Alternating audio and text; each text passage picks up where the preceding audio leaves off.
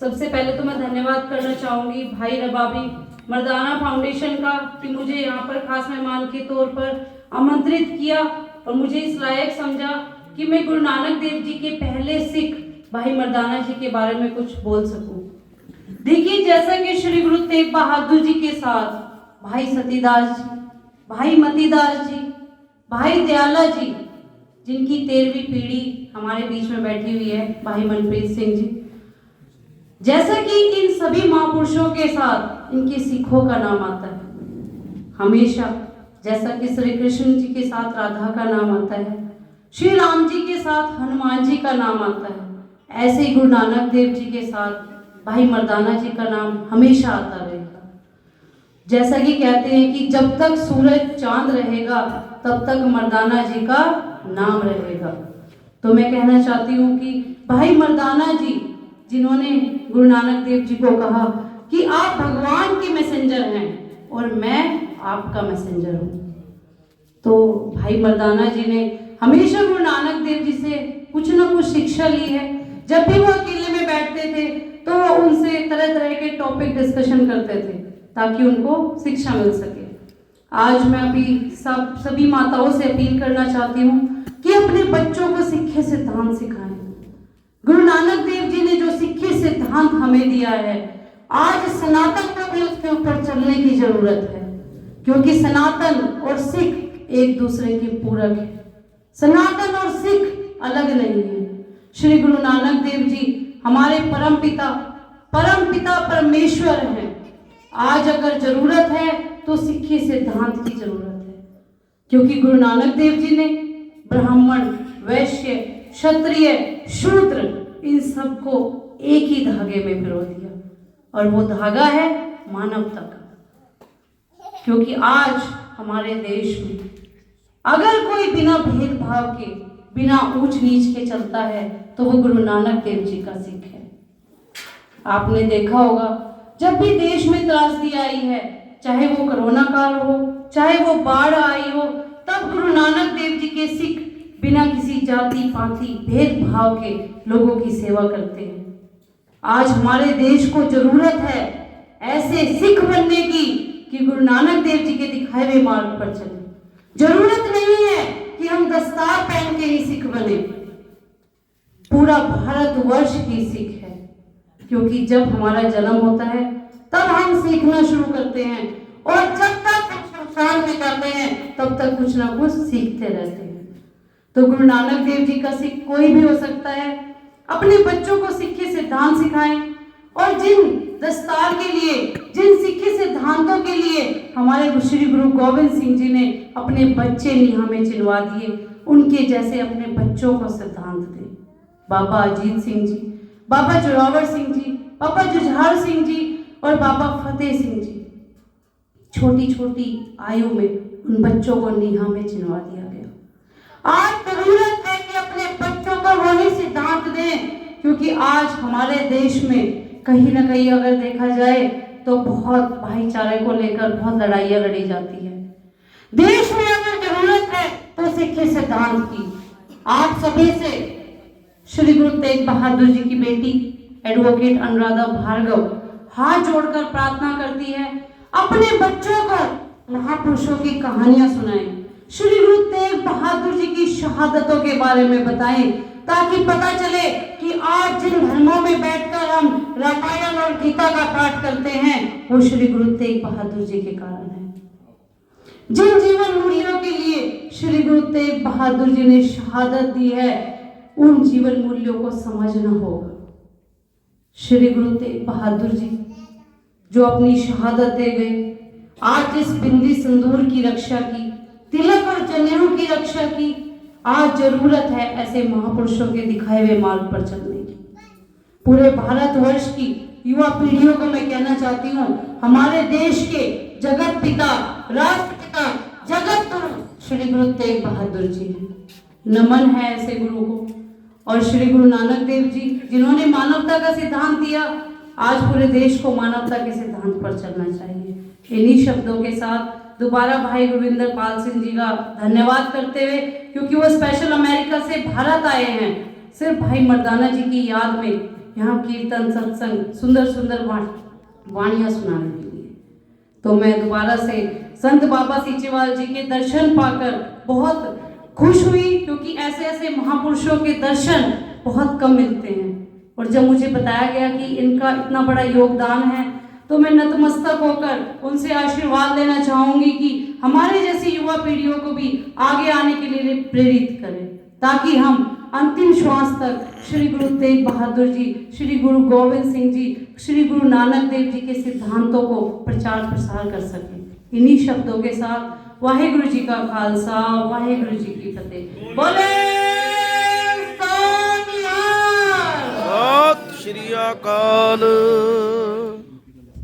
ਹਾਂਜੀ, ਅਨੁਰਾਧਾ ਜੀ ਦਾ ਬਹੁਤ ਬਹੁਤ ਧੰਨਵਾਦ। ਬਹੁਤ ਹੀ ਜੋਸ਼ੀਲਾ ਉਹਨਾਂ ਨੇ ਆਪਣੇ ਵਿਚਾਰ ਪੇਸ਼ ਕੀਤੇ ਹਨ ਤੇ ਉਹਨਾਂ ਨੇ ਸਭ ਤੋਂ ਵੱਡੀ ਕਾਰਜ ਇਹ ਕੀਤਾ ਹੈ ਕਿ ਦਿੱਲੀ 'ਚ ਜਿਹੜੀ ਤੁਗਲਕ ਰੋਡ ਸੀ ਉਸ ਦਾ ਨਾਮ ਬਦਲਵਾ ਕੇ ਗੁਰੂ ਤੇਗ ਬਹਾਦਰ ਜੀ ਦੇ ਨਾਮ ਤੇ ਕਰਵਾ ਤੇ ਹੁਣ ਅਸੀਂ ਸਮਾਪਤੀ ਵੱਲ ਜਾ ਰਹੇ ਹਾਂ। ਸਰਦਾਰ ਫੌਜਾ ਸਿੰਘ ਜੀ ਨੂੰ ਬੁਲਾਵਾਂਗੇ। ਉਸ ਤੋਂ ਪਹਿਲੇ ਮੈਂ ਕਹਿਣਾ ਚਾਹਾਂਗਾ, ਇਹ ਜਿਹੜੀ ਅਸੀਂ ਆਰਗੇਨਾਈਜ਼ ਸਾਡੀ ਸੰਸਥਾ ਨੇ ਕੀਤੀ ਸੀ ਇਹ ਕਾਨਫਰੰਸ, ਉਸ ਦੇ ਪਿੱਛੇ ਪਰਮਿੰਦਰ ਸਿੰਘ ਜਿਨ੍ਹਾਂ ਨੇ ਰਾਤ ਦਿਨ ਮਿਹਨਤ ਕਰਕੇ ਅਸੀਂ 3-4 ਦਿਨਾਂ 'ਚ ਇਹ ਸਾਰੇ ਪ੍ਰਬੰਧ ਕੀਤੇ, ਉਹ ਬੈਠੇ ਹਨ। ਸਿਮਰ ਸਿੰਘ ਤੇ ਨਾਲ ਅਮਨ ਕੌਰ ਹੈ ਤੇ ਇੱਥੇ ਦਾ ਲੋਕਲ ਦਾ ਜਿਹੜਾ ਸਾਰਾ ਪ੍ਰਬੰਧ ਕਰਨ ਦੀ ਸੇਵਾ ਲਈ ਸੀ ਸਰਦਾਰ ਬਲਜੀਤ ਸਿੰਘ ਜੀ, ਉਹ ਪਿੱਛੇ ਬੈਠੇ ਹਨ। ਉਹਨਾਂ ਨੇ ਸਾਰਾ ਪ੍ਰਬੰਧ ਕੀਤਾ ਹੈ ਤੇ ਸੀਚੇਵਾਲ ਜੀ ਨੇ ਸਾਨੂੰ ਜੀ ਆਇਆਂ ਕਿਹਾ। ਹੁਣ ਮੈਂ ਚਾਹਾਂਗਾ ਸਰਦਾਰ ਫੌਜਾ ਸਿੰਘ ਜੀ ਆਪਣੇ ਲਾਈਫ ਦੇ ਤਜਰਬੇ 10 ਮਿੰਟ ਲਈ ਆਪਣਾ ਸਾਂਝੇ ਕਰਨ। ਉਸ ਤੋਂ ਬਾਅਦ ਅਸੀਂ ਪ੍ਰਾਈਜ਼ ਡਿਸਟ੍ਰੀਬਿਊਸ਼ਨ ਕਰਾਂਗੇ ਤੇ ਜਿਹੜੇ ਵਿਦਵਾਨ ਅਜੇ ਵੀ ਰਹਿ ਗਏ ਹਨ ਉਹਨਾਂ ਕੋਲੋਂ ਮੈਂ ਗੁਸਤਾਖੀ ਦੀ ਮਾਫੀ ਚਾਹੁੰਦਾ। ਅਗਲੀ ਵਾਰੀ ਅਸੀਂ ਵੱਡੇ ਲੈਵਲ ਤੇ ਕਰਾਂਗੇ, ਸਭ ਨੂੰ ਮੌਕਾ ਦਿੱਤਾ ਜਾਏਗਾ। ਖੁੱਲਾ ਸਮਾਂ ਹੈਗਾ 2 ਦਿਨ ਦੀ ਹੋਈ ਕਾਨਫਰੰਸ। ਧੰਨਵਾਦ।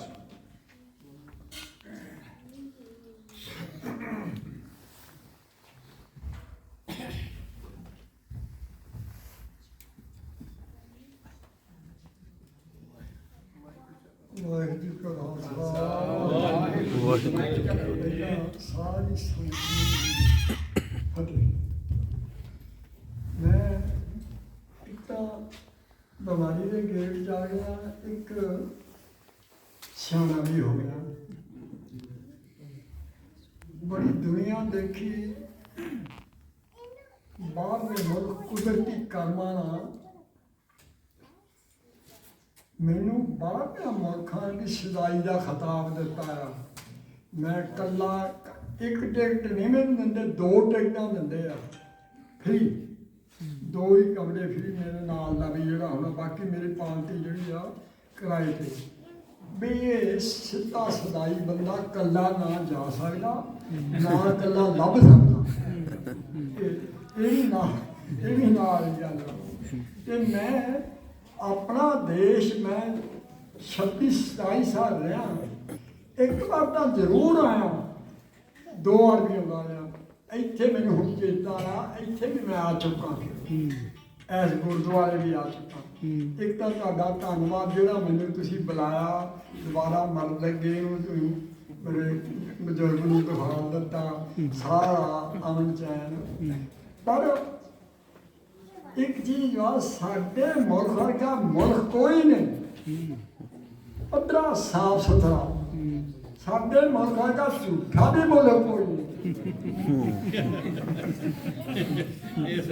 ਆ ਵੀ ਗੱਲ ਨਾਲ ਆ, ਇੱਕ ਹੁਣ ਰੱਬ ਨੇ ਸਾਨੂੰ ਆ ਮੋਰਚਾ ਫਤਿਹ ਹੋਣ ਚੋਂ ਬਹੁਤ ਸਾਡੀ ਸਿੱਖਾਂ ਦੀ ਇਸ ਚੀਜ਼ ਦੇ ਵਿੱਚ ਭਾਵਾਂ ਮੌਤਾਂ ਹੋਈਆਂ, ਕੁਛ ਹੋਇਆ।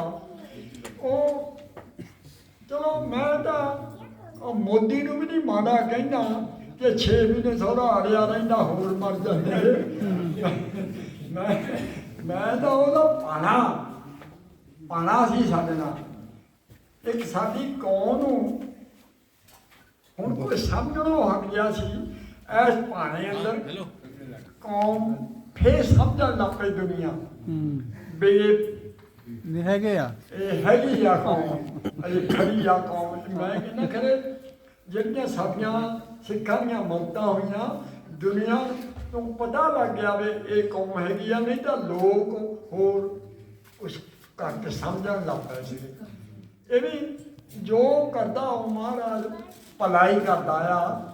ਬੁਰਾ ਤਾਂ ਆਪਾਂ ਦੁਏ ਦੁਆ ਕਰਦੇ ਆ।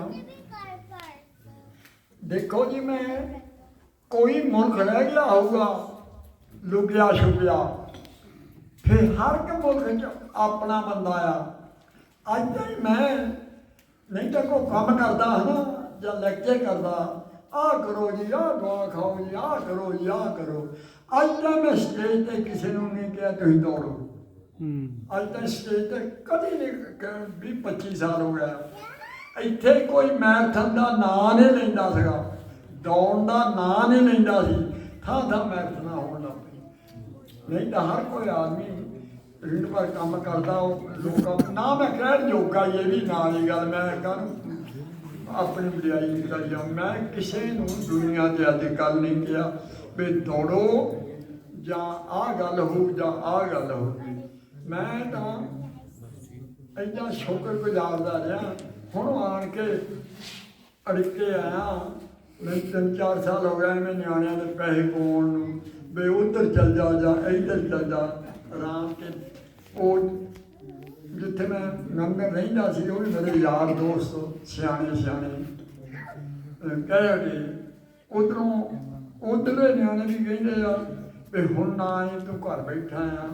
ਇੱਧਰਲੇ ਨਿਆਣੇ ਵੀ ਘਰ ਕੇ ਰਾਜੀ ਨਹੀਂ।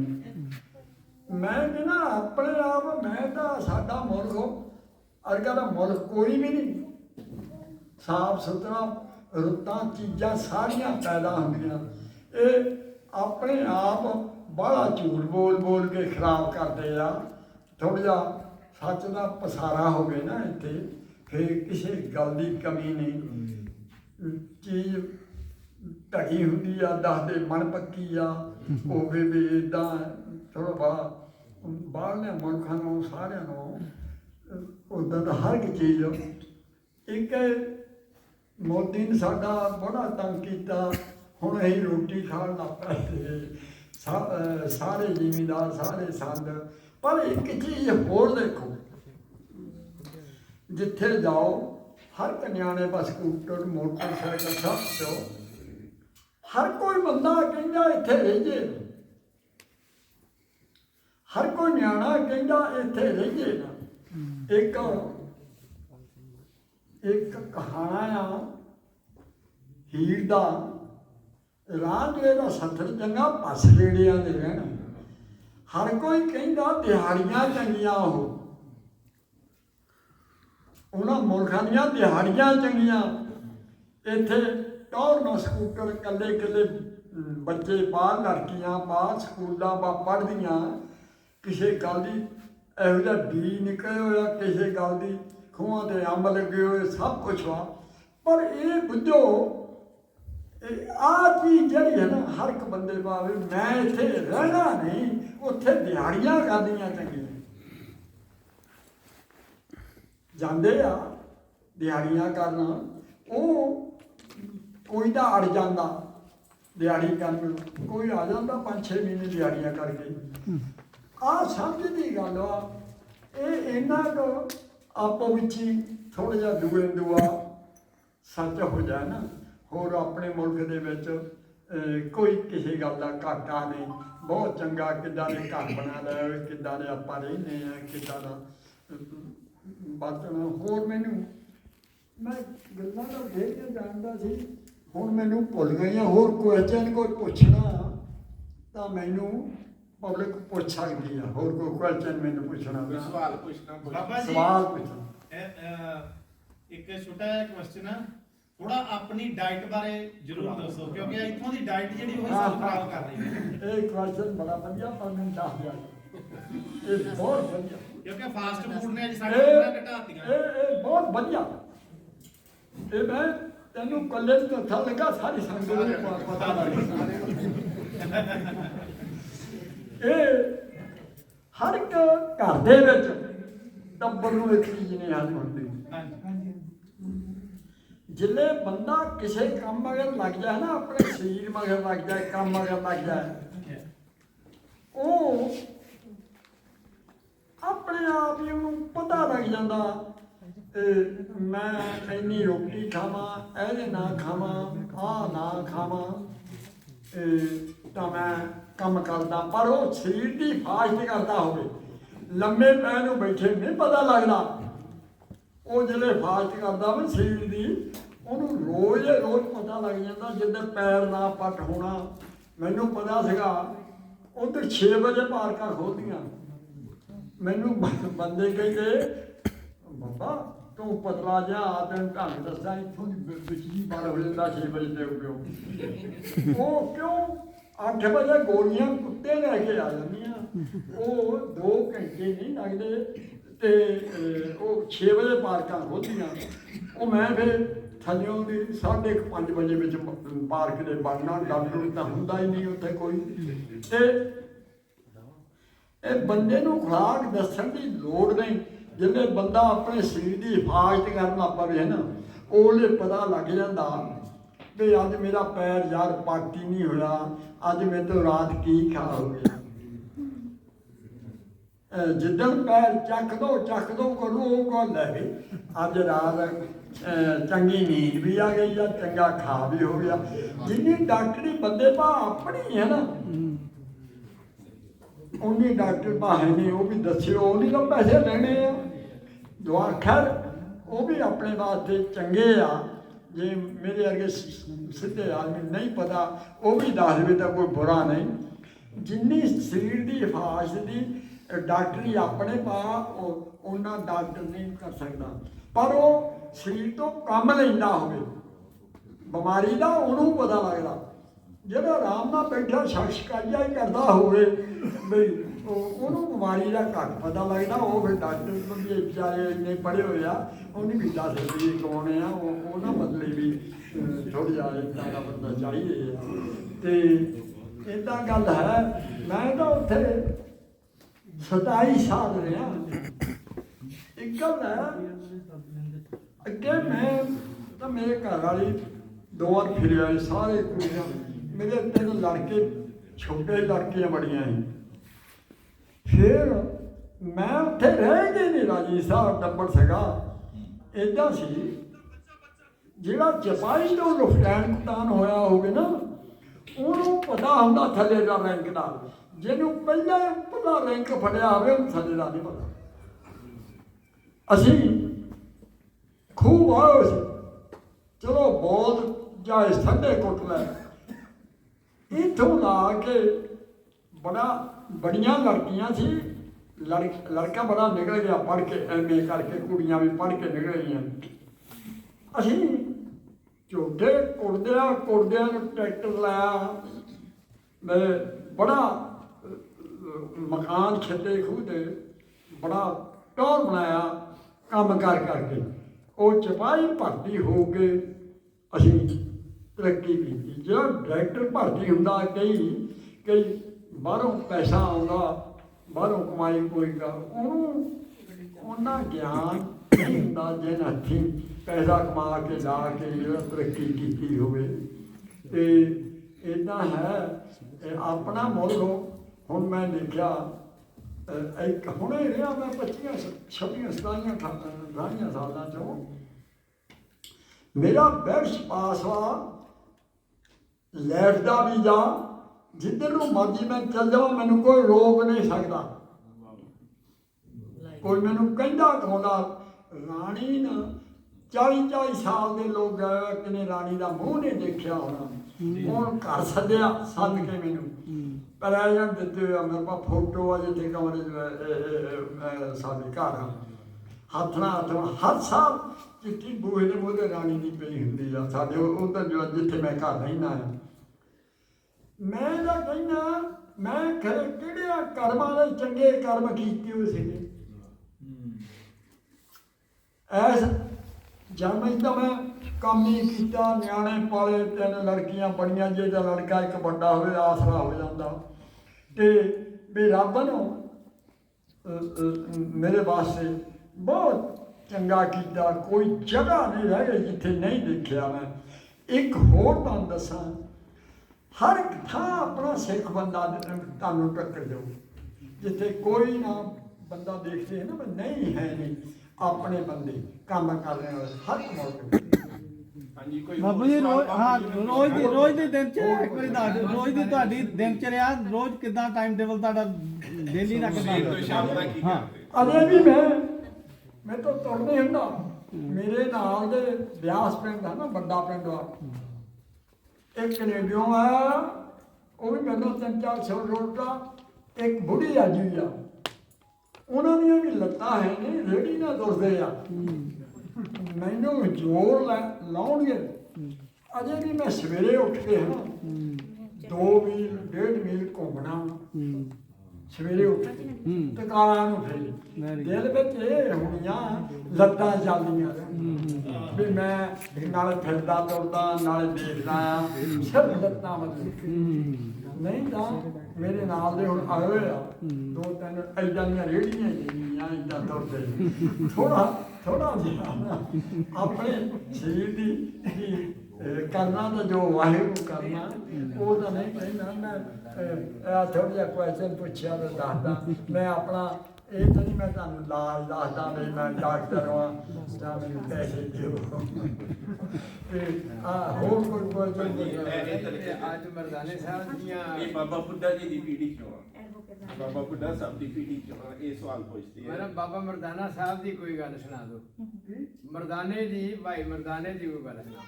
ਉਹ ਜਿਹੜੇ ਇਹਨਾਂ ਦੀਆਂ ਗੱਲਾਂ ਸੁਣ ਜੋ ਕਹਿੰਦਾ ਦੌੜਨਾ ਹੀ ਸੀ ਮੈਨੂੰ।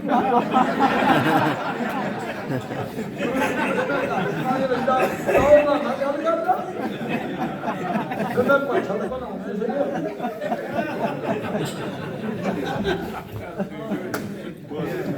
ਕਿਉਂ ਜੀ ਜਿਵੇਂ ਤਾਂ ਇਦਾਂ ਦੇ ਗੁਣ ਹੁੰਦੇ, ਇਹ ਵੀ ਬੜੇ ਗੁਣ ਆ। ਮਾਮਾ ਉਹਦਾ ਹੀ ਹੋਵੇ ਪਰ ਇਹ ਵੀ ਬੜਾ ਗੁਣ ਆ, ਗਿਆਨ ਹੋ ਜਾਂਦਾ। ਫਲਾਣੇ ਗੁਰੂ ਨੂੰ ਕਿੱਥੇ ਤਾਈਂ ਸਾਨੂੰ ਦੱਸਿਆ, ਕਿੱਥੇ ਤਾਈਂ ਕੀਤਾ। ਇੱਦਾਂ ਦੇ ਬੰਦੇ ਵੀ ਨਾ ਹੋਣ ਤਾਂ ਸਾਡਾ ਸਿੱਖੀ ਨਹੀਂ ਸਕਦਾ। ਇਹ ਵੀ ਬੜਾ ਗੁਣ ਆ। ਇੱਕ ਬਲੈਕ ਦੇ ਵਿੱਚ ਬਰਮਿੰਘਮ ਸੰਤ ਆ, ਬੜਾ ਤਗੜਾ। ਉਧਰ ਵੀ ਪੁੱਛ ਲਿਓ ਕਿਤੇ, ਮੈਂ ਜਾਵਾਂ ਕਾਗਜ਼ ਲੈ ਕੇ, ਬੜੀ ਮਨੋਤ ਉਹਦੀ ਸੰਤ ਦੀ। ਬਰਮਿੰਘਮ ਜਾਇਦਾਦ ਵੀ ਉਹਦੀ ਅੰਤ ਦਾ ਕੋਈ ਅੰਤ ਨਹੀਂ ਰਹਿੰਦਾ। ਸੰਤ ਵੀ ਉਧਰ ਬੜੇ ਮੇਰੇ ਫਰੈਂਡ ਆ, ਐਵੇਂ ਪੰਜਾਬੀ ਜਾਣਦੇ ਆ। ਹੈਗਾ ਪੰਜਾਬੀ ਆ ਕਿ ਅੰਗਰੇਜ਼ ਆ ਜੀ? ਪਰ ਉਹ ਸੰਤ ਨਹੀਂ ਜਿਹੜੇ ਇੱਦਾਂ ਬੜੇ ਸੰਤ ਬਲੈਕ ਹੀ ਆਉਂਦੇ ਆ। ਉਹ ਗਾਂ ਦੂਰ ਆ, ਅਮਰੀਕਾ ਤੇ ਕੈਨੇਡਾ ਦੂਰ ਆ, ਉਹ ਘੱਟ ਜਾ ਹੁੰਦਾ। ਤੇ ਇੱਦਾਂ ਆ ਹੁਣ ਬੜਾ ਸੰਤਾਂ ਨੂੰ ਵੀ ਚਾਹੀਦਾ ਸੱਚੀਆਂ ਗੱਲਾਂ ਪ੍ਰਚਾਰ ਕਰਨਾ, ਸੱਚ ਦੇ ਮਗਰ ਦੁਨੀਆ ਲਾਉਣੀ। ਇਹ ਵੀ ਇੱਕ ਬੜੀ ਵਿਦਿਆ ਹੈ। ਹਾਂਜੀ ਹੋਰ ਕੋਈ? ਹਾਂਜੀ ਕੋਈ ਹੋਰ ਸਵਾਲ ਜੀ? ਚੜ੍ਹਦੀ ਕਲਾ ਜੀ, ਚੜ੍ਹਦੀ ਕਲਾ। ਆਖਰੀ ਸਵਾਲ ਇਹ ਗੱਤਕਾ ਸਿਖਾਉਂਦੀ ਹੈ। ਆਪ ਜੀ ਨੇ ਕਦੀ ਪਹਿਲਾਂ ਬਚਪਨ 'ਚ ਕੁਝ ਹੋਰ ਸੋਚਿਆ ਸੀ ਕਿ ਮੈਂ ਕੀ ਪੜ੍ਹ ਲਿਖ ਕੇ ਕੀ ਬਣਨਾ ਹੈ? ਅੱਛਾ ਵੱਡੇ ਹੋ ਗਏ। ਹਾਂਜੀ ਇਹ ਵੀ ਬੜਾ ਮੇਰੀਆਂ ਸਟੋਰੀਆਂ ਲਿਖੀਆਂ ਹੁਣ ਮੈਨੂੰ ਚੇਤਾ ਸਭ ਲਿਖਿਆ। ਬਚਪਨ 'ਚ ਮੈਂ ਲੱਤਾਂ ਨੇ ਮੇਰੀਆਂ ਪੁੰਜੇ ਲੱਗੀਆਂ, ਤੁਰਨ ਲੱਗਾ ਸੀ। 5 ਸਾਲ ਦਾ ਮੈਂ ਤੁਰਨ ਲੱਗਾ ਤਾਂ ਬਹੁਤ ਬੁੜੀਆਂ ਅੱਗੇ ਕਿਹੜਾ ਹੁੰਦਾ ਗੁੜਗੜ ਹੁੰਦਾ, ਗੁੜ ਦਾ ਕੜਾ ਹੁੰਦਾ ਹੈ ਵੱਡਿਆ। 5 ਸਾਲਾਂ ਦਾ ਮੈਂ ਤੁਰਨ ਲੱਗਾ ਸੀ। ਫਿਰ ਲਾਵਲਪੁਰ ਕੋਲ ਦੁਸਹਿਰਾ ਆ, ਜਦੋਂ ਮੈਂ 8-7 ਸਾਲਾਂ ਦਾ ਹੋਇਆ, ਦੁਸਹਿਰਾ ਦੇਖਣ ਜਾਣਾ ਤਾਂ ਮੇਰੀਆਂ ਲੱਤਾਂ ਨੇ ਕੰਮ ਨਾ ਕਰਨਾ, ਚੀਰਾਂ ਪੈਣੀਆਂ ਬਚਪਨ 'ਚ। ਫਿਰ ਮੇਰੀਆਂ ਲੱਤਾਂ ਚੈੱਕ ਕੀਤੀਆਂ, ਉਹਨੇ ਮੇਰਾ ਸਰੀਰ ਢੋਲਾਂ 'ਚ ਪਾ ਕੇ ਨਾ ਮਸ਼ੀਨਾਂ 'ਚ ਪਾ ਕੇ ਇਹਦੇ ਵਿੱਚ ਕੀ ਆ, ਗੋਲਿਆਂ ਨੂੰ ਬਹੁਤੀ ਟੌਂਟੋਲ ਚੈੱਕ ਕੀਤੀਆਂ, ਨੰਨੜ ਵੀ ਚੈੱਕ ਕੀਤੀਆਂ ਵੀ ਇਹਦੇ ਵਿੱਚ ਕੀ ਬਣਿਆ ਆ। ਇੱਦਾਂ ਹੈ ਆਦਮੀ ਜਿਹੜੇ ਮਾਨਦੇ ਹੁੰਦਾ ਹੈ ਨਾ, ਕੋਈ ਕੰਮ ਕਰਦਾ ਵੀ ਉਹ ਵੀ ਮਰੀ ਜਾਣਾ, ਪਰਵਾਹ ਕੋਈ ਨਹੀਂ।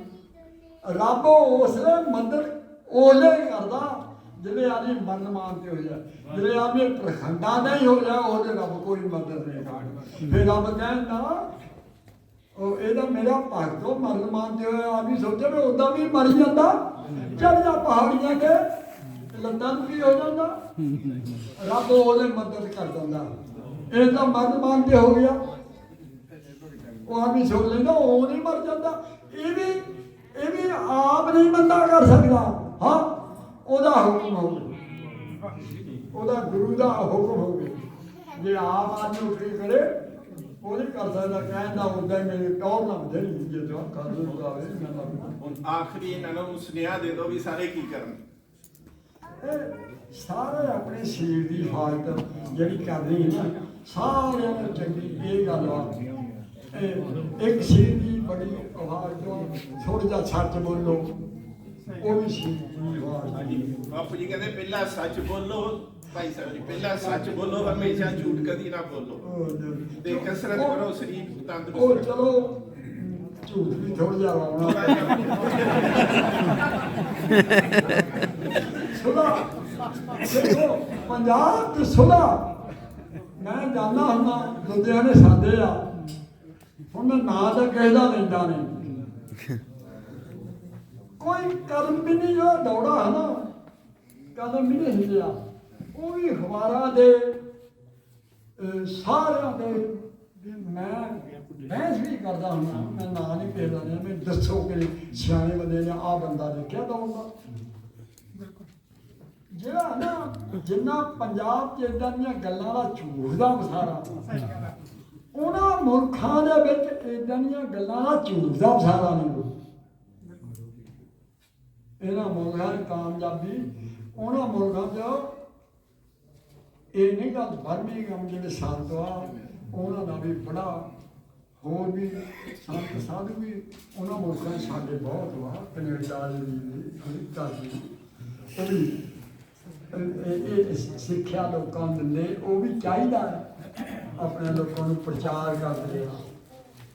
ਉਹ ਇੱਦਾਂ ਆ ਨਹੀਂ ਮੈਂ ਤਾਂ ਹੁਣ ਚੇਤਾ ਭੁੱਲ ਜਾਂਦਾ, ਬਸ ਹੀ ਹੋ ਜੂਗਾ। ਚਲੋ ਮੇਰਾ 1911 ਦਾ ਜਨਮ ਆ, ਉਮਰ ਵੀ ਸਿਆਣੀ ਹੋਈ, ਪਰ ਮੈਂ ਜਿੱਦਣ ਦਾ ਇੱਥੇ ਆਇਆ ਮੈਂ ਕਹਿੰਦਾ ਮੈਂ ਨਹੀਂ ਹੁੰਦਾ ਉਹਨੂੰ ਕੋਈ ਬਿਮਾਰ ਹੋ ਬੜਾ ਖੁਸ਼ ਹੋਇਆ। ਹੁਣ ਮੈਨੂੰ ਚੇਤਾ ਆਇਆ ਅੱਗੇ ਇੱਕ ਵਾਰ ਮੈਂ ਇੱਥੇ ਆ ਚੁੱਕਾ। ਚੰਗਾ ਬੋਲੇ ਸਤਿ ਸ਼੍ਰੀ ਅਕਾਲ। ਟਾਈਮ ਜੇ ਹੈਗਾ ਜਾਂ ਕਿਨੇ ਕੁਐਸਚਨ ਪੁੱਛਣਾ ਹੋਰ ਪੁੱਛ ਲੈ। ਅੱਛਾ ਅਗਲੇ ਸਾਲ ਫੇਰ ਸਦਨਾ ਇੱਥੇ ਹੀ। ਹਾਂਜੀ, ਸਰਦਾਰ ਫੌਜਾ ਸਿੰਘ ਜੀ ਜੋ ਕਿ ਦੁਨੀਆ ਦੇ ਸਭ ਤੋਂ ਯੰਗੈਸਟ 올ਡ ਮੈਰਾਥਨ ਰਨਰ ਹਨ, ਉਹਨਾਂ ਦੇ ਨਾਲ ਮੈਨੂੰ 4-5 ਵਾਰੀ ਰੇਸ ਦੌੜਨ ਦਾ ਮੌਕਾ ਮਿਲਿਆ। ਅਸੀਂ ਨਿਊਯਾਰਕ ਸਿਟੀ 'ਚ ਵੀ ਇਕੱਠੇ ਦੌੜੇ, ਹੱਥ ਨਾਲ ਹੱਥ ਫੜ ਕੇ 26 ਮੀਲ ਰੇਸ ਕੀਤੀ। ਇੱਕ ਵਾਰੀ ਇਸ ਤਰ੍ਹਾਂ ਦਾ ਮੌਕਾ ਸੀ, ਮੈਂ ਰਜਿਸਟ੍ਰੇਸ਼ਨ ਨਹੀਂ ਕਰਵਾਈ ਸੀ ਤੇ ਉਹ ਕੋਈ ਸਬਾਬੇ ਬਣ ਗਿਆ। ਇਹ ਪਿੱਛੇ ਸੀ, ਇਹਨਾਂ ਦਾ ਗਰੁੱਪ ਸਾਰਾ ਅੱਗੇ ਨਿਕਲ ਗਿਆ ਤੇ ਅਸੀਂ ਉੱਥੇ ਸਟਾਲ ਲਾਇਆ ਸੀ 8 ਮੀਲ ਅੱਗੇ।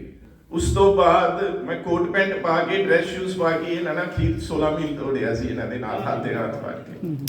ਤੇ ਮੇਰੇ ਲਈ ਬੜਾ ਸਵਾਦ ਦਾ ਸਮਾਂ ਹੈ ਇਹ 2003 ਚ। ਉਸ ਤੋਂ ਬਾਅਦ ਲਾਸਟ ਟਾਈਮ ਜਦੋਂ ਸਾਡੀ ਗਵਾਈ ਸੀ ਤੇ ਉਸੇ ਸਾਲ ਹੀ ਅਸੀਂ ਸੰਸਥਾ ਬਣਾਈ ਸੀ ਸਿੱਖਸ ਇਨ ਅਮਰੀਕਾ, ਕਿਉਂਕਿ ਇਹਨਾਂ ਦੀ ਸੰਸਥਾ ਦਾ ਨਾਮ ਸੀ ਸਿੱਖਸ ਇਨ ਇੰਗਲੈਂਡ। ਹੁਣ ਅਸੀਂ ਪ੍ਰਾਈਜ਼ ਡਿਸਟ੍ਰੀਬਿਊਸ਼ਨ ਕਰਾਂਗੇ।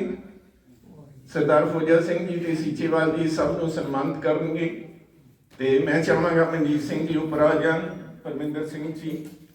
ਹਾਂਜੀ, ਆਪ ਸਭ ਜੀ ਦਾ ਨਿੱਘਾ ਸਵਾਗਤ ਹੈ। ਧੰਨਵਾਦ ਕਰਦੇ ਹਾਂ ਸੰਤ ਬਾਬਾ ਬਲਬੀਰ ਸਿੰਘ ਜੀ ਸਿੰਚੇਵਾਲ ਜੀ ਦਾ ਤੇ ਆਪ ਸਭ ਮਾਨਯੋਗ ਸਪੀਕਰ ਸਾਹਿਬਾਨਾਂ ਦਾ ਜੋ ਆਪਣਾ ਕੀਮਤੀ ਸਮਾਂ ਸਾਨੂੰ ਬਖਸ਼ ਰਹੇ ਹੋ। ਇਸ ਕਾਨਫਰੰਸ ਦਾ ਇਸ ਪਵਿੱਤਰ ਸਥਾਨ ਤੇ ਹੋਣਾ ਆਪਣੇ ਆਪ ਵਿੱਚ ਬਾਕਮਾਲ ਕੰਮ ਹੈ ਤੇ ਇਸ ਲਈ ਰਬਾਬੀ ਭਾਈ ਮਰਦਾਨਾ ਫਾਊਂਡੇਸ਼ਨ ਦੇ ਪ੍ਰੈਜ਼ੀਡੈਂਟ ਸਰਦਾਰ ਵਰਿੰਦਰਪਾਲ ਸਿੰਘ ਜੋਸ਼ਨ ਜੀ ਇਸ ਲਈ ਵਧਾਈ ਦੇ ਹੱਕਦਾਰ ਵੀ ਨੇ ਤੇ ਆਪ ਸਭ ਪਤਵੰਤੇ ਜਿਹੜੇ ਸੱਜਣ ਸਾਡੇ ਨਾਲ ਜੁੜੇ ਹੋਏ ਹੋ ਉਹ ਵੀ ਵਧਾਈ ਦੇ ਹੱਕਦਾਰ ਹੋ। ਮੈਂ ਜ਼ਿਆਦਾ ਗੱਲ ਨਾ ਕਰਦੇ ਹੋਏ ਮੈਂ ਸੱਦਾ ਦੇਣਾ ਚਾਹਾਂਗੀ ਮੰਚ ਤੇ ਸਰਦਾਰ ਵਰਿੰਦਰਪਾਲ ਸਿੰਘ ਜੋਸ਼ਨ ਜੀ ਨੂੰ ਕਿ ਉਹ ਅੱਗੇ ਦਾ ਪ੍ਰੋਗਰਾਮ ਸਾਰਾ ਤੁਹਾਨੂੰ ਦੱਸਣ। ਵਾਹਿਗੁਰੂ ਜੀ ਕਾ ਖਾਲਸਾ, ਵਾਹਿਗੁਰੂ ਜੀ ਕੀ ਫਤਿਹ।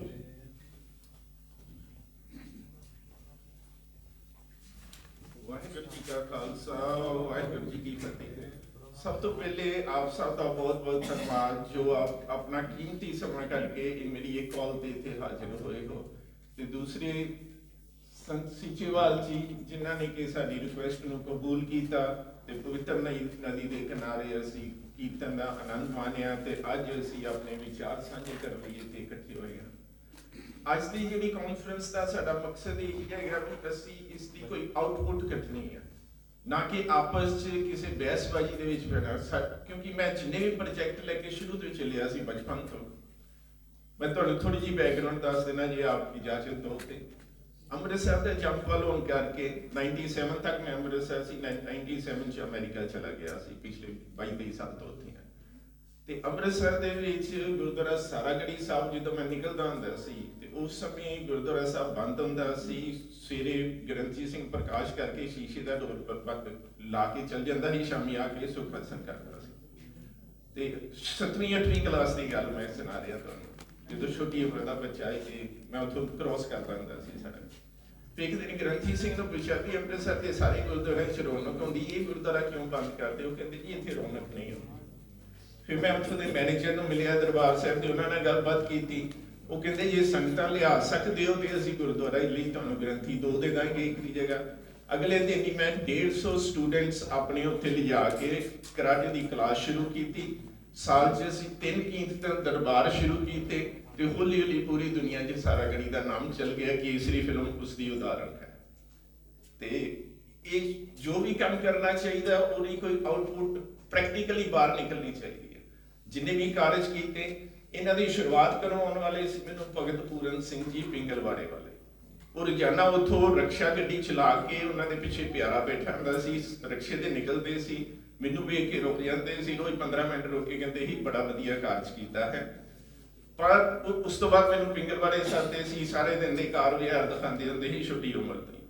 ਕਹਿੰਦੇ ਲਾਈਫ ਦੇ ਵਿੱਚ ਜੇ ਕੋਈ ਤੂੰ ਚੰਗਾ ਕੰਮ ਦੇਖੇ, ਕਿਸੇ ਸੰਸਥਾ ਦੀ ਇੰਤਜ਼ਾਰ ਨਾ ਕਰੀ ਵੀ SGPC ਜਾਂ ਕੋਈ ਵੱਡੀ ਸੰਸਥਾ ਆ ਕੇ ਕੋਈ ਗਰੁੱਪ ਕਰੇਗਾ, ਇਕੱਲਾ ਹੀ ਉਹ ਕੰਮ ਸ਼ੁਰੂ ਕਰਦੀ ਤੇ ਗੁਰੂ ਨਾਨਕ ਸਾਹਿਬ ਤੇਰੇ ਅੰਗ ਸੰਗ ਹੋ ਗਏ। ਉਸੇ ਕਾਰਜ ਨੂੰ ਲੈ ਕੇ ਅਸੀਂ ਚੱਲ ਰਹੇ ਹਾਂ। ਅੱਜ ਅਸੀਂ ਮਰਦਾਨਾ ਜੀ ਦੇ ਸੰਬੰਧ 'ਚ ਇੱਥੇ ਇਕੱਠੇ ਹੋਏ ਹਾਂ। ਇਸ ਦੀ ਛੋਟੀ ਜਿਹੀ ਬੈਕਗ੍ਰਾਉਂਡ ਦੱਸਾਂ। ਮੇਰਾ ਕਿਉਂਕਿ ਸਪੋਰਟਸ ਨਾਲ ਲਿੰਕ ਹੈ, ਇੰਟਰਨੈਸ਼ਨਲ ਕਰਾਟੇ ਦਾ ਮੈਂ ਕੋਚ ਹਾਂ। ਪਹਿਲਾ ਅੰਮ੍ਰਿਤਧਾਰੀ 5th degree black belt Japan ਤੋਂ, ਤੇ ਦੁਨੀਆ ਦੀ ਬਾਡੀ 'ਚ ਚੀਨੀਆਂ ਜਪਾਨੀਆਂ ਤੋਂ ਬਿਨਾਂ ਇਕੱਲਾ ਦਸਤਾਰਧਾਰੀ ਉੱਥੇ ਮੈਂ ਬੈਠਾ ਹੁੰਦਾ। ਉਸ ਤੋਂ ਬਿਨਾਂ ਨਿਊਯਾਰਕ 'ਚ 26 ਮੀਲ ਲੰਬੀ ਰੇਸ ਹੁੰਦੀ ਹੈ, 45 ਕਿਲੋਮੀਟਰ। ਪਿਛਲੇ 25 ਸਾਲ ਤੋਂ ਮੈਂ ਦੌੜ ਰਿਹਾ। ਸਿਕਸ ਇਨ ਅਮਰੀਕਾ ਬਣਾ ਕੇ ਕੇਸਰੀ ਦਸਤਾਰ ਸਜਾ ਕੇ, ਕੇਸਰੀ ਟੀ-ਸ਼ਰਟ ਪਿੱਛੇ ਲਿਖਿਆ ਹੁੰਦਾ proud to be Sikh identity ਨੂੰ ਤਸੀਦਾ ਬਾਹਰਲੇ ਮੁਲਕਾਂ 'ਚ ਕੀ ਹੈ। ਪਿਛਲੇ ਸਾਲ ਉਸ ਰੇਸ ਦੇ ਵਿੱਚ 6.5 ਲੱਖ ਪਲੇਅਰ 100 ਮੁਲਕਾਂ ਦੇ ਦੌੜੇ ਸੀ ਤੇ ਉਸ ਰੇਸ 'ਚ ਵੀ ਮੈਂ ਮੈਡਲ ਜਿੱਤਿਆ। ਅਸੀਂ ਇਹੀ ਕਹਿੰਦੇ ਆ ਵੀ ਆਪਣੀ ਆਇਡੈਂਟੀਟੀ ਦੇ ਨਾਲ ਸਿੱਖੀ ਸਰੂਪ ਦੇ ਵਿੱਚ ਅੱਗੇ ਆਈਏ ਤਾਂ ਜੋ ਦੁਨੀਆ ਨੂੰ ਪਤਾ ਲੱਗੇ ਕਿ ਗੁਰੂ ਨਾਨਕ ਸਾਹਿਬ ਦਾ ਜਿਹੜਾ ਧਰਮ ਉਹ ਬਿਲਕੁਲ ਨਿਰਾਲਾ ਹੈ ਦੂਸਰਿਆਂ ਨਾਲੋਂ। ਤੇ ਇਸ ਦੀ ਮੈਂ ਦੱਸਣ ਲੱਗਾ ਮਰਦਾਨਾ ਜੀ ਦੇ ਪਰਿਵਾਰ ਨਾਲ ਲਿੰਕ। ਭਾਈ ਲਾਲ ਜੀ ਬਾਰੇ ਹਰ ਕੋਈ ਜਾਣਦਾ ਹੈ, ਉਹਨਾਂ ਨੇ ਬਹੁਤ ਸੋਹਣਾ ਕੀਰਤਨ ਕਰਦੇ ਸੀ ਇੱਥੇ। ਉਸ ਤੋਂ ਪਹਿਲੇ ਭਾਈ ਚਾਂਦ ਜੀ ਨੇ 29 ਸਾਲ ਦਰਬਾਰ ਸਾਹਿਬ ਕੀਰਤਨ ਕੀਤਾ ਹੈ ਤੇ ਉਹ ਅਜਿਹੇ ਰਾਗੀ ਸਨ ਜਿਨ੍ਹਾਂ ਨੇ ਸਭ ਤੋਂ ਪਹਿਲੇ ਪਰਮਾਨਾਂ ਦੇ ਉੱਤੇ ਕੀਰਤਨ ਦੀ ਪ੍ਰਥਾ ਨੂੰ ਸ਼ੁਰੂ ਕੀਤਾ। ਉਸ ਤੋਂ ਬਾਅਦ ਅੱਜ ਕੱਲ੍ਹ ਦੇ ਸਾਰੇ ਦੁਨੀਆ ਦੇ ਰਾਗੀ ਉਹਨਾਂ ਨੂੰ ਫੋਲੋ ਕਰਦੇ ਹਨ। 500 ਪਰਮਾਨਾਂ ਤੇ ਉਹਨਾਂ ਨੇ ਕੀਰਤਨ ਸ਼ੁਰੂ ਕੀਤਾ ਸੀ। ਅਸੀਂ ਉਹਨਾਂ ਦੇ ਪਰਿਵਾਰ ਨਾਲ ਵੀ ਸੰਪਰਕ ਕੀਤਾ ਤੇ ਆਪਣੀ ਕਿਤਾਬ 'ਚ ਪਹਿਲੀ ਵਾਰੀ ਉਹਨਾਂ ਦੀ ਤਸਵੀਰ ਛਾਪੀ ਹੈ।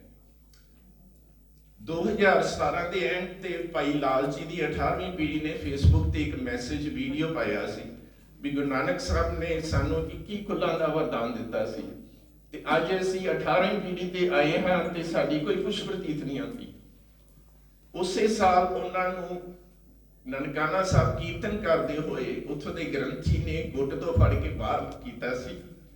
ਇਹ ਕਿਹਾ ਸੀ ਵੀ ਤੁਸੀਂ ਇਸ ਕਾਬਲ ਨਹੀਂ ਹੈਗੇ ਮਾਨ ਸਨਮਾਨ ਦੇ ਤੇ ਤੁਸੀਂ ਇੱਥੇ ਜੋੜੇ ਘਰ ਖਲੋ ਕੇ ਭੰਡਾ ਮੰਗੋ। ਇਸ ਚੀਜ਼ ਨੂੰ ਧਿਆਨ 'ਚ ਰੱਖ ਕੇ ਉਹਨਾਂ ਨੇ ਇੱਕ ਵੀਡੀਓ ਪਾਈ। ਉਸ ਤੋਂ ਬਾਅਦ ਉਹਨਾਂ ਨੂੰ ਮੈਂ ਪਹਿਲੇ ਫੋਨ ਕਰਨ ਲੱਗਾ ਸੀ ਪਰ ਮੈਂ ਸੋਚਿਆ ਮੈਂ ਤੇ ਇੱਕ ਸਾਦਾ ਜਿਹਾ ਬੰਦਾ ਹਾਂ, ਦੁਨੀਆ ਦੇ ਬੜੇ ਸਿੱਖ ਅਮੀਰ ਹਨ, ਕੋਈ ਨਾ ਕੋਈ ਫੋਨ ਕਰਕੇ ਉਹਨਾਂ ਦੀ ਮਦਦ ਕਰੇਗਾ। ਪਰ 2 ਹਫ਼ਤਿਆਂ ਤੱਕ ਕਿਸੇ ਨੇ ਫੋਨ ਨਹੀਂ ਕੀਤਾ। 2 ਹਫ਼ਤਿਆਂ ਬਾਅਦ ਉਹਨਾਂ ਨੂੰ ਮੈਂ ਕਾਲ ਕਰਕੇ ਪੁੱਛਿਆ ਜੀ ਜਿੰਨੀ ਕੁ ਮਦਦ ਹੋ ਸਕੇਗੀ ਮੈਂ ਕੋਸ਼ਿਸ਼ ਕਰਾਂਗਾ। ਇੱਕ ਗੱਲ ਮੈਂ ਦੱਸਣੀ ਚਾਹਾਂਗਾ, ਅੱਜ ਤੱਕ ਮੈਂ ਜਿੰਨੇ ਵੀ ਪ੍ਰੋਜੈਕਟਾਂ ਤੇ ਕੰਮ ਕੀਤਾ ਕਦੀ 1 ਰੁਪਏ ਦਾ ਫੰਡ ਰੇਜ਼ ਨਹੀਂ ਕੀਤਾ। ਆਪਣੀ ਪਰਿਵਾਰ ਲਈ ਮੈਂ ਇੱਕ ਜੌਬ ਕਰਦਾ, ਸਾਰਾਗੜੀ ਦੇ ਪ੍ਰੋਜੈਕਟਾਂ ਲਈ ਮੈਂ ਦੂਸਰੀ ਨੌਕਰੀ ਕੀਤੀ ਔਰ ਸਾਰੀ ਤਨਖਾਹ ਉਧਰ ਲਾਈ। ਜਦੋਂ ਭਾਈ ਮਰਦਾਨਾ ਜੀ ਦੇ ਪਰਿਵਾਰ ਨੂੰ ਅਸੀਂ ਸੰਭਾਲਿਆ ਸੀ, ਸ਼ਨੀ ਐਤਵਾਰ ਦਾ ਹੀ ਮੈਂ ਸ਼ਨੀ ਐਤਵਾਰ ਵੀ ਕੰਮ ਕੀਤਾ 35 ਘੰਟੇ ਲਗਾਤਾਰ, ਕਦੀ ਕਿਸੇ ਕੋ ਪੈਸੇ ਨਹੀਂ ਜੋੜੇ ਪਾ ਕੇ ਆ ਜਾਓ। ਇਹ ਸਵਾਗਤ ਕਰਨਾ ਚਾਹੀਦਾ ਬਾਬਾ ਬੁੱਢਾ ਜੀ ਦੀ ਕੋਲ ਤੇ ਨਿਸ਼ਾਨ ਜੀ ਸਾਡੇ ਕੋਲ ਮੌਜੂਦ ਹਨ। ਤੇ ਮੈਂ ਗੱਲ ਕਰ ਰਿਹਾ ਸੀ 2 ਹਫ਼ਤਿਆਂ ਬਾਅਦ ਉਹਨਾਂ ਨੂੰ ਮੈਂ ਫੋਨ ਕੀਤੀ ਤੇ ਉਸ ਤੋਂ ਬਾਅਦ ਉਹਨਾਂ ਦੀਆਂ ਖਾਹਿਸ਼ਾਂ ਪੁੱਛੀਆਂ। ਉਹ ਕਹਿੰਦੇ ਜੀ ਸਾਡੀ 2 ਹੀ ਮੰਗਾਂ ਹੈ, ਸਾਡੇ ਨਾਲ ਦੇ ਕਈ ਸੰਸਥਾਵਾਂ ਇੰਡੀਆ ਦੇ ਇੰਟਰਨੈਸ਼ਨਲ ਲੈਵਲ ਤੇ ਖੁੱਲੀਆਂ ਹਨ ਪਰ ਸਾਨੂੰ ਕਿਸੇ ਸੰਸਥਾ ਦਾ ਮੈਂਬਰ ਵੀ ਨਹੀਂ ਬਣਾਇਆ ਗਿਆ। ਦੂਸਰੀ ਸਾਡੀ ਖਾਹਿਸ਼ ਹੈ ਸਾਨੂੰ ਕੀਰਤਨ ਦੇ ਮੌਕੇ ਦਿੱਤੇ ਜਾਣ। ਤੇ 2 ਦਿਨ ਸੋਚਣ ਤੋਂ ਬਾਅਦ ਇਹ ਸੰਸਥਾ ਹੋਂਦ ਵਿੱਚ ਆ ਗਈ। ਰਬਾਬੀ ਭਾਈ ਮਰਦਾਨਾ ਫਾਊਂਡੇਸ਼ਨ ਬਣਾ ਕੇ ਉਹਨਾਂ ਨੂੰ ਮੈਂ ਮੈਂਬਰ ਨਹੀਂ ਬਣਾਇਆ, ਉਹਨਾਂ ਨੂੰ ਸੀਨੀਅਰ ਵਾਈਸ ਪ੍ਰੈਜ਼ੀਡੈਂਟ ਬਣਾਇਆ। ਪਾਕਿਸਤਾਨ ਚੋਂ ਲੋਕਲ ਸਪੋਰਟ ਇਕੱਠੀ ਕੀਤੀ ਗੁਰਦੁਆਰਾ ਸਾਹਿਬ ਤੋਂ, ਕਮੇਟੀ ਤੋਂ, ਤੇ ਅਸੀਂ ਲਗਾਤਾਰ 4 ਕੀਰਤਨ ਦਰਬਾਰ ਨਨਕਾਣਾ ਸਾਹਿਬ ਕਰਾ ਚੁੱਕੇ ਹਾਂ। ਹਰ ਸਾਲ ਉੱਥੇ ਕੀਰਤਨ ਦਰਬਾਰ ਕਰਾਈਦਾ। ਜਿਹੜੀ ਜਗ੍ਹਾ ਤੋਂ ਉਹਨਾਂ ਨੂੰ ਬੈਠਣ ਨਹੀਂ ਦਿੰਦੇ ਸੀ ਉਸ ਜਗ੍ਹਾ ਤੇ ਉਹ ਬਹਿ ਕੇ ਕੀਰਤਨ ਕਰਦੇ ਹਨ ਤੇ ਉਹਨਾਂ ਦੇ ਹੱਥੀ ਪਾਕਿਸਤਾਨ ਦੇ ਹੋਰ ਰਾਗੀ ਜਥਿਆਂ ਨੂੰ ਮੈਂ ਸਰੋਪੇ ਦਿਵਾਨਾ। ਪਿਛਲਾ 7 ਨਵੰਬਰ ਨੂੰ ਜਿਹੜਾ ਕੀਰਤਨ ਦਰਬਾਰ ਆਇਆ ਉਸ ਤੋਂ ਬਾਅਦ ਉਹਨਾਂ ਦਾ ਮੈਨੂੰ ਆਡੀਓ ਮੈਸੇਜ ਆਇਆ, ਕਹਿੰਦੇ ਜਿਹੜੇ ਗ੍ਰੰਥੀ ਨੇ ਸਾਨੂੰ ਇੱਥੋਂ ਬਾਹਰ ਕੱਢਿਆ ਸੀ ਅੱਜ ਉਹ ਵੀ 3 ਘੰਟੇ ਸਾਡੀ ਤਾਰੀਫ ਕਰਦਾ ਸੀ ਤੇ ਜੋ ਚੀਜ਼ ਅਸੀਂ ਚਾਹੁੰਦੇ ਸੀ ਉਹ ਸਾਨੂੰ ਮਿਲ ਗਈ। ਤੇ ਹੁਣ ਇਸ ਤੋਂ ਬਾਅਦ ਅਗਲਾ ਸਟੈਪ ਮੈਂ ਇਹ ਸੋਚਿਆ ਸੀ ਵੀ ਕਿਉਂ ਨਾ ਹੋਏ ਅਸੀਂ ਰਬਾਬ ਨੂੰ ਵਾਪਸ ਲੈ ਕੇ ਆਈਏ। ਅੱਜ ਤੁਹਾਡੇ ਸਭ ਵਿਦਵਾਨਾਂ ਨੂੰ ਇੱਥੇ ਬੁਲਾਉਣ ਦਾ ਮੇਰਾ ਮਕਸਦ ਇਹ ਹੈ ਵੀ ਅਸੀਂ ਉਸ ਪੁਰਾਤਨ ਜਿਹੜੀ ਸ਼ੈਲੀ ਨੂੰ ਦੁਬਾਰਾ ਉਜਾਗਰ ਕਰਨ ਦੀ ਕੋਸ਼ਿਸ਼ ਕਰੀਏ। ਇਸ ਲਈ ਜੋ ਵੀ ਹੋਏਗਾ ਅਸੀਂ ਸਾਰੇ ਰਲ ਮਿਲ ਕੇ ਤੁਹਾਡਾ ਪੂਰਾ ਸਪੋਰਟ ਕਰਾਂਗੇ। ਕਿਤੇ ਵੀ ਕੋਈ ਸੰਗੀਤ ਅਕੈਡਮੀ ਖੋਲ੍ਹਣੀ ਹੋਏ, ਕਿਸੇ ਜਗ੍ਹਾ ਤੇ ਰਬਾਬ ਦੀ ਲੋੜ ਹੋਏ, ਅਸੀਂ ਤਿਆਰ ਹਾਂ ਹਰ ਜਗ੍ਹਾ ਤੇ। SGPC ਨੂੰ ਮੈਂ ਕਿਹਾ ਸੀ ਜਿਹੜੇ ਅੰਦਰ ਦਰਬਾਰ ਸਾਹਿਬ ਕੀਰਤਨ ਕਰਦੇ ਹਨ ਤੰਤੀ ਸਾਜ ਵਾਲੇ, ਕਈ ਵਾਰੀ ਇੱਕ ਰਾਗੀ ਨਾਲ ਚੌਥਾ ਬੰਦਾ ਪੀਂਦਾ ਵੀ ਹੈ ਪਰ ਉਹਦੇ ਹੱਥ 'ਚ ਵੀ ਅਫਗਾਨੀ ਰਬਾਬ ਹੁੰਦੀ ਹੈ, ਮਰਦਾਨੇ ਵਾਲੀ ਫਰੰਦੇ ਵਾਲੀ ਰਬਾਬ ਨਹੀਂ ਹੁੰਦੀ। ਅਸੀਂ ਉਹ ਕੋਸ਼ਿਸ਼ ਕਰਾਂਗੇ। ਦੂਸਰਾ ਸਿੱਖ ਮਿਸ਼ਨਰੀ ਕਾਲਜ ਦੀ ਗੱਲ ਹੋਈ ਹੈ, ਉਹਨਾਂ ਨੂੰ ਮੈਂ ਕਿਹਾ ਕੋਈ ਵੀ ਤੁਸੀਂ ਵਧੀਆ ਤੋਂ ਵਧੀਆ ਵਿਦਵਾਨ ਆਪੇ ਲੱਭ ਲਓ ਜਿਹੜਾ ਰਬਾਬ ਦੀ ਟ੍ਰੇਨਿੰਗ ਦੇ ਸਕੇ, ਉਹਦੀ ਤਨਖਾਹ ਅਸੀਂ ਦੇ ਦਾਂਗੇ। ਤੇ ਉਹ ਹੁਣ ਗੱਲ ਕਰਾਂਗੇ, ਅੱਜ ਪ੍ਰਧਾਨ ਜੀ ਨੂੰ ਕਹਿ ਦਿੱਤਾ ਹੈ, ਆਉਣ ਵਾਲੇ ਸਮੇਂ 'ਚ ਅਸੀਂ ਕੋਸ਼ਿਸ਼ ਕਰਾਂਗੇ ਕਿਉਂਕਿ ਸਿੱਖ ਮਿਸ਼ਨਰੀ ਕਾਲਜ ਤੋਂ ਜਿਹੜਾ ਵੀ ਰਾਗੀ ਜਥਾ ਨਿਕਲੇਗਾ ਜੇ ਉਹਨੂੰ ਰਬਾਬ ਆਉਂਦੀ ਹੋਏਗੀ ਤੇ ਉਹ ਉਹਨਾਂ 'ਚੋਂ 100 ਨਹੀਂ ਤੇ 10-15 ਤੇ ਇਸ ਪਾਸੇ ਤੁਰਨਗੇ। ਤੇ ਅੱਜ ਤੁਹਾਡੇ ਅਸੀਂ ਸਭ ਦੇ ਵਿਚਾਰ ਸੁਣਾਂਗੇ। ਕੁਝ ਗਲਤਫਹਿਮੀਆਂ ਗਰੁੱਪ ਦੇ ਵਿੱਚ ਕ੍ਰੀਏਟ ਕਿਸੇ ਨੇ ਕਰ ਦਿੱਤੀਆਂ ਸੀ, ਇਹੋ ਜਿਹੀ ਕੋਈ ਗੱਲ ਨਹੀਂ। ਅਸੀਂ ਸਭ ਤੁਹਾਡਾ ਮਾਣ ਕਰਦੇ ਹਾਂ। ਜੇ ਕੋਈ ਗਲਤੀ ਨਾ ਕਿਸੇ ਨੇ ਕੋਈ ਮੈਸੇਜ ਗਰੁੱਪ 'ਚ ਪਾਤਾ ਉਹਦੇ ਲਈ ਮੈਂ ਮਾਫੀ ਮੰਗਦਾ ਸਾਰਿਆਂ ਕੋਲੋਂ। ਤੇ ਸਾਡਾ ਮਕਸਦ ਇਹ ਆ ਵੀ ਆਪਣੇ ਆਪਣੇ ਤੁਸੀਂ ਵਿਚਾਰ ਦੱਸੋ ਸਾਨੂੰ ਤੇ ਅਸੀਂ ਜਿਹੜੇ ਖੋਜ ਪੱਤਰ ਹੋਣਗੇ ਤੁਹਾਡੇ ਅਗਲੀ ਜਿਹੜੀ ਮਰਦਾਨਾ ਜੀ ਦੀ ਕਿਤਾਬ ਰਿਲੀਜ਼ ਕਰਾਂਗੇ ਇਹਦਾ 2nd ਐਡੀਸ਼ਨ, ਉਹਦੇ ਵਿੱਚ ਸਾਰੇ ਦੇ ਸਾਰੇ ਛਾਪੇ ਜਾਣ। ਤੇ ਇੰਨਾ ਹੀ ਕਹਿੰਦਾ ਹੋਇਆ ਮੈਂ ਤੁਹਾਡੇ ਤੋਂ ਇਜਾਜ਼ਤ ਲੈਣਾ ਹਾਂ ਤੇ ਅਸੀਂ ਅੱਜ ਦੀ ਓਪਨਿੰਗ ਸਪੀਚ ਮੈਂ ਚਾਹਾਂਗਾ ਸੰਤ ਸੀਚੇਵਾਲ ਜੀ 2 ਮਿੰਟ ਕਰਨ ਤੇ ਉਸ ਤੋਂ ਬਾਅਦ ਅਸੀਂ ਪਹਿਲੇ ਸਕਾਲਰ ਨੂੰ ਬੁਲਾ ਕੇ ਸ਼ੁਰੂਆਤ ਕਰਾਂਗੇ।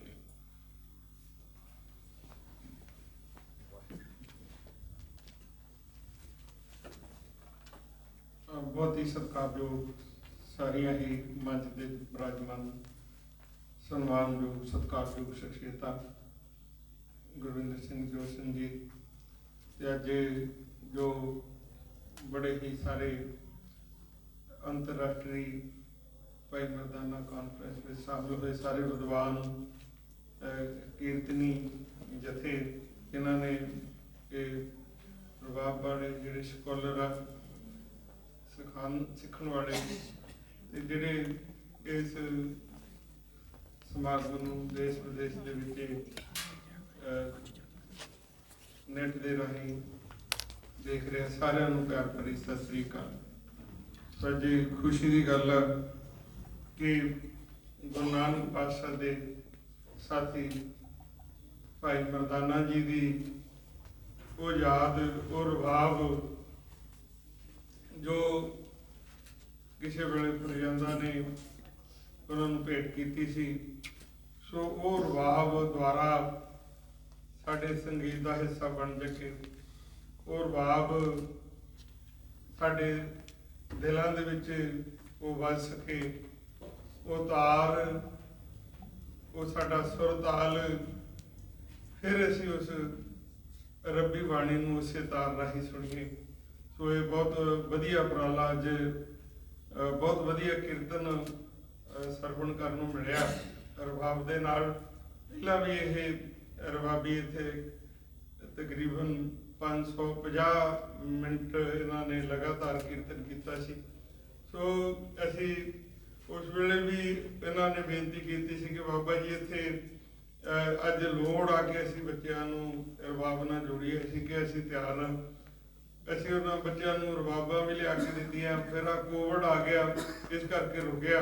ਤੇ ਇੱਥੇ ਸਕੂਲ ਦੇ ਵਿੱਚ ਜਿਹੜੀ ਹੈਗੀ ਆ ਸ਼੍ਰੀਮਾਨ ਸੰਤ ਅਵਤਾਰ ਸਿੰਘ ਯਾਦਗਾਰੀ ਜਿਹੜੀ ਸਕੂਲ ਕਾਲਜ ਚੱਲ ਰਿਹਾ, ਉਹਦੇ ਵਿੱਚ ਇਹ ਰਬਾਬ ਦੀ ਜਿਹੜੀ ਸਿੱਖਿਆ ਹੈ ਉਹ ਪਿਛਲੇ ਸਮੇਂ ਤੋਂ ਸ਼ੁਰੂ ਕੀਤੀ ਹੈ। ਸੋ ਅੱਜ ਇਹ ਸ਼ੁਰੂਆਤ ਹੈ ਇੰਟਰਨੈਸ਼ਨਲ ਲੈਵਲ ਦੇ ਉੱਤੇ। ਅਸੀਂ ਕਹਿੰਦੇ ਜਿੱਥੇ ਵੀ ਜਿਸ ਧਰਤੀ ਤੇ ਵੀ ਅਸੀਂ ਬੈਠੇ ਹਾਂ, ਅਸੀਂ ਉੱਥੇ ਹੀ ਇਹ ਯਤਨ ਕਰ ਸਕਦੇ ਹਾਂ।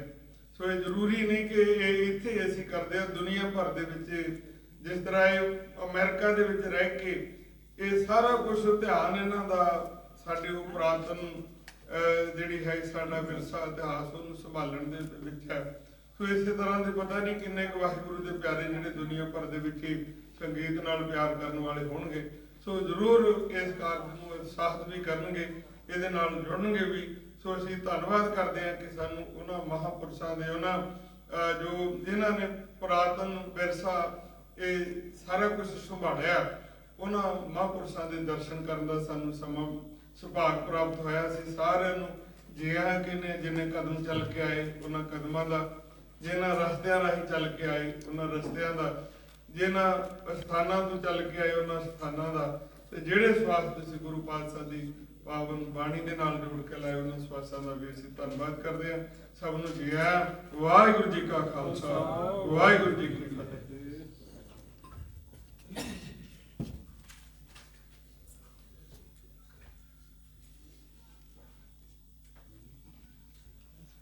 ਵਾਹਿਗੁਰੂ ਜੀ ਕਾ ਖਾਲਸਾ, ਵਾਹਿਗੁਰੂ ਜੀ ਕੀ ਫਤਿਹ। ਬਹੁਤ ਬਹੁਤ ਧੰਨਵਾਦ ਬਾਬਾ ਜੀ। ਸਭ ਤੋਂ ਪਹਿਲਾਂ ਅਸੀਂ ਮੰਚ ਤੇ ਬੁਲਾਉਣਾ ਚਾਹਾਂਗੇ ਨਿਸ਼ਾਨ ਸਿੰਘ ਜੀ, ਆਸਟ੍ਰੇਲੀਆ ਤੋਂ ਆਏ ਨੇ। ਉਹ ਆਪਣੇ ਵਿਚਾਰ ਸਾਡੇ ਨਾਲ ਸਾਂਝੇ ਕਰਨਗੇ।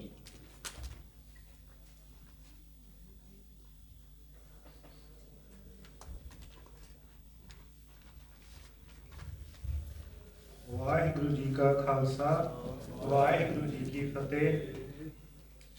ਸੰਗਤ ਜੀ, ਬੇਨਤੀ ਹੈ ਕਿ ਸਾਡੇ ਕੋਲ ਅੱਜ ਉਹ ਪਤਵੰਤੇ ਸੱਜਣ ਜਿਨ੍ਹਾਂ ਕੋਲ ਗੁਰੂ ਸਾਹਿਬ ਦੀ ਬਖਸ਼ਿਸ਼ ਹੈ ਉਹ ਖੋਜ ਕਰਦੇ ਹਨ। ਕਿਉਂਕਿ ਇਤਿਹਾਸ 500 ਸਾਲ ਪਹਿਲਾਂ, ਗੱਲ ਤੇ ਕੱਲ ਦੀ ਕਰਨੀ ਹੋਵੇ ਨਾ ਤੇ ਬੰਦਾ ਕਹਿੰਦਾ ਮੈਨੂੰ ਚੇਤੇ 'ਚ ਨਹੀਂ ਆ ਰਹੀ ਕੀ ਹੋਇਆ ਸੀ।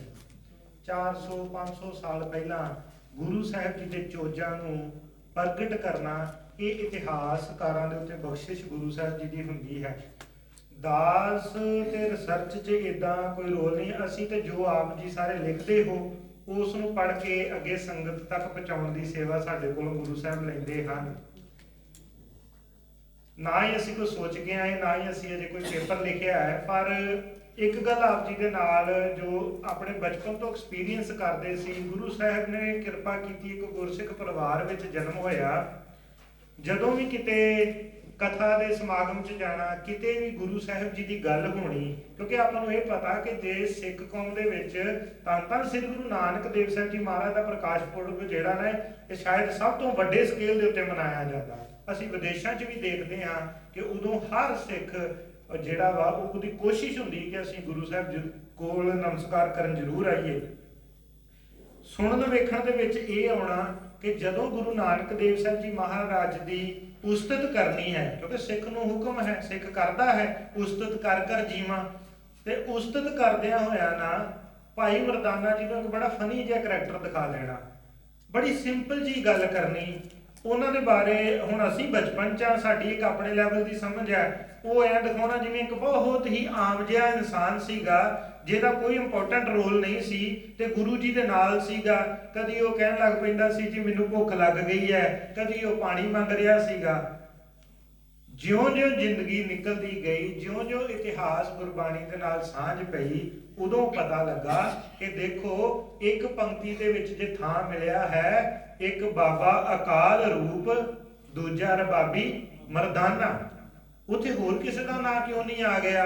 ਉਹ ਭਾਈ ਉਹ ਇੱਕ ਆਮ ਮਨੁੱਖ ਨਹੀਂ ਸੀ, ਉਹ ਗੁਰੂ ਨਾਨਕ ਦੇਵ ਜੀ ਦਾ ਹਿੱਸਾ ਸੀ, ਗੁਰੂ ਨਾਨਕ ਦੇਵ ਜੀ ਦਾ ਅੰਗ ਸੀ। ਸਰੀਰ ਦੇਖਣ ਨੂੰ ਦੋ ਹਨ। ਗੱਲ ਪਹਿਲਾਂ ਵੀ ਸੋਚ ਰਹੇ ਸੀਗੇ, ਅੱਜ ਵੀ ਉੱਥੇ ਗੱਲ ਸਿੰਘ ਸਾਹਿਬ ਜੀ ਨੇ ਕੀਤੀ ਸੀ।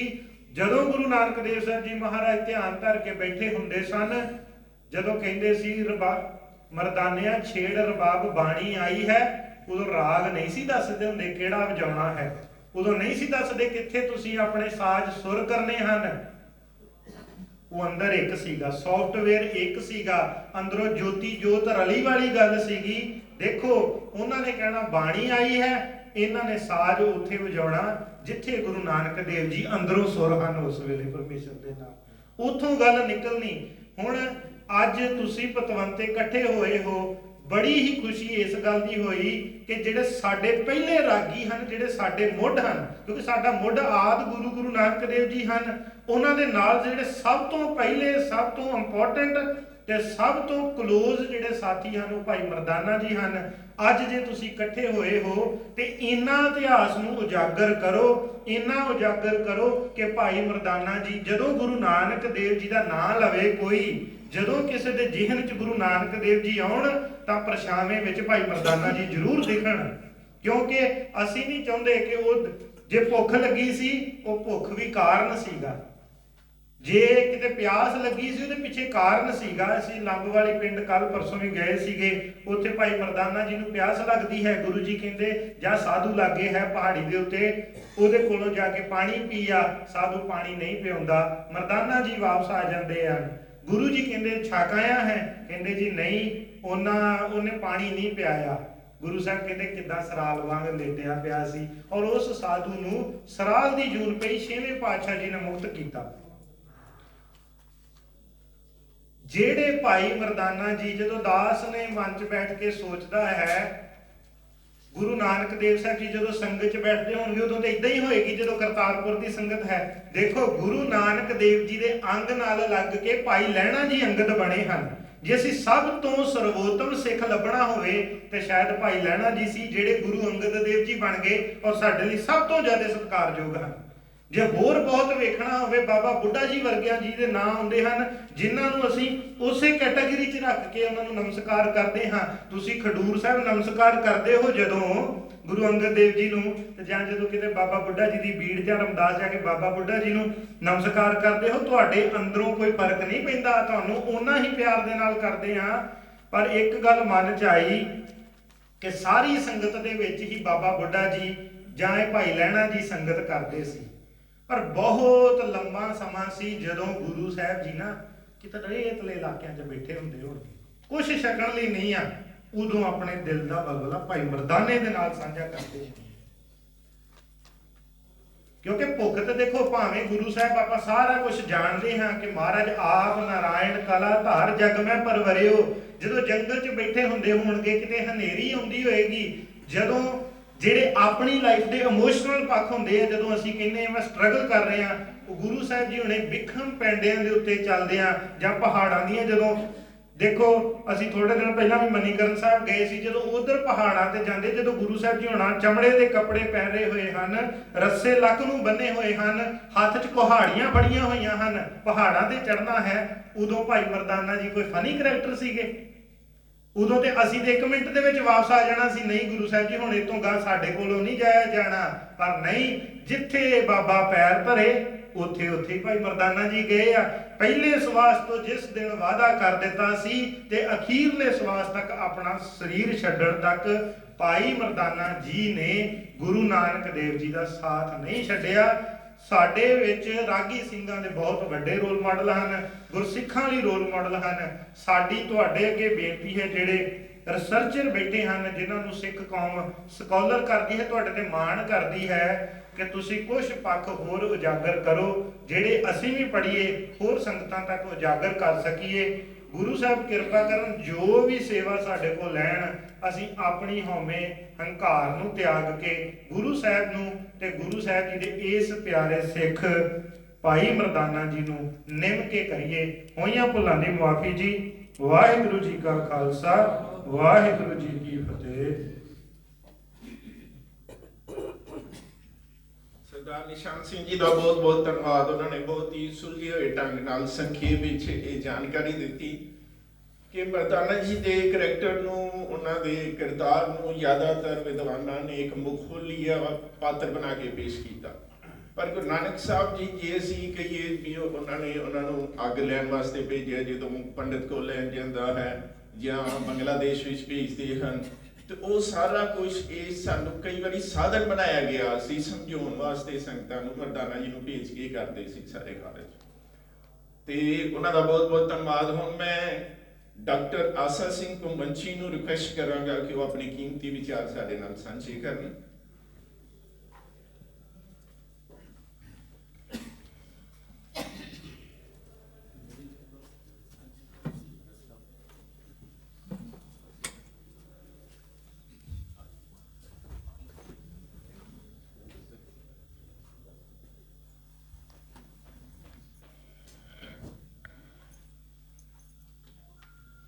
ਸਭ ਤੋਂ ਪਹਿਲਾਂ ਤੇ ਬਹੁਤ ਵੱਡੀ ਮੁਬਾਰਕ ਰੋਜ਼ ਹੈ, ਮੁਬਾਰਕ ਸਥਾਨ ਹੈ ਜਿੱਥੇ ਬੈਠੇ ਬਹੁਤ ਹੀ ਮਹਾਨ ਸ਼ਖਸੀਅਤ ਬਾਰੇ ਵਿਚਾਰ ਚਰਚਾ ਹੋ ਰਹੀ। ਭਾਵੇਂ ਕਿ ਕਿਤੇ ਵੀ ਬੈਠ ਕੇ ਵਿਚਾਰਾਂ ਕੀਤੀਆਂ ਜਾ ਸਕਦੀਆਂ ਨੇ, ਪਰ ਨਾਵਾਂ ਤੇ ਥਾਵਾਂ ਦਾ ਬਹੁਤ ਮਹੱਤਵ ਹੁੰਦਾ। ਇਹ ਪਵਿੱਤਰ ਨਦੀ ਉਹ ਨਦੀ ਹੈ ਜਿਸ ਨੇ 3 ਦਿਨ ਸਮੁੰਦਰ ਨੂੰ ਆਪਣੇ ਅੰਦਰ ਸਮੋਈ ਰੱਖਿਆ। ਇਹ ਉਹ ਜਗ੍ਹਾ ਹੈ ਜਿੱਥੋਂ ਜੇ ਰਿਸਰਚ ਕਰੀਏ, ਜਿਵੇਂ ਬਾਬਾ ਜੀ ਗੱਲ ਕਰ ਰਹੇ ਸਨ, ਸੰਤ ਬਲਬੀਰ ਸਿੰਘ ਜੀ ਸੀਚੇਵਾਲ, ਕਿ ਐਨ ਇਸ ਦੇ ਸਾਹਮਣੇ ਹੈ ਗੁਰੂ ਕਾ ਬਾਗ। ਸੋ ਜੇ ਸਾਖੀਆਂ ਪੜ੍ਹੀਏ ਐਂ ਲੱਗਦਾ ਹੈ ਕਿ ਪਹਿਲਾ ਘਾਟ ਉਹ ਸੀ ਜਿੱਥੇ ਉਹ ਜਾਂਦੇ ਸਨ ਜਦੋਂ ਉਸ ਘਰ ਵਿੱਚ, ਬੇਬੇ ਨਾਨਕੀ ਵਾਲੇ ਘਰ ਵਿੱਚ ਰਹਿੰਦੇ ਸਨ। ਮੋਸਟ ਪੋਸੀਬਲੀ ਉਹ ਪਹਿਲਾਂ ਉੱਥੇ ਆਏ ਕਿਉਂਕਿ 3 ਮੰਜ਼ਿਲਾ ਘਰ ਸੀ, ਬਹੁਤ ਜ਼ਿਆਦਾ ਕਪੈਸਿਟੀ ਸੀ, 2 ਖੂਹੀਆਂ ਸਨ। ਉਸ ਤੋਂ ਬਾਅਦ ਗੁਰੂ ਕਾ ਮਹਿਲ ਨਾਂ ਤੋਂ ਹੀ ਜਿਵੇਂ ਸਪਸ਼ਟ ਹੈ, ਇਸ ਗੁਰਦੁਆਰਾ ਸਾਹਿਬ ਵਾਲੇ ਅਸਥਾਨ ਤੇ ਉਹਨਾਂ ਦਾ ਨਿਵਾਸ ਅਸਥਾਨ ਹੋਣ ਦੀ ਸੰਭਾਵਨਾ, ਤੇ ਉਸ ਵੇਲੇ ਇਹ ਜਗ੍ਹਾ ਜਿਹੜੀ ਹੈ ਸੰਤ ਘਾਟ।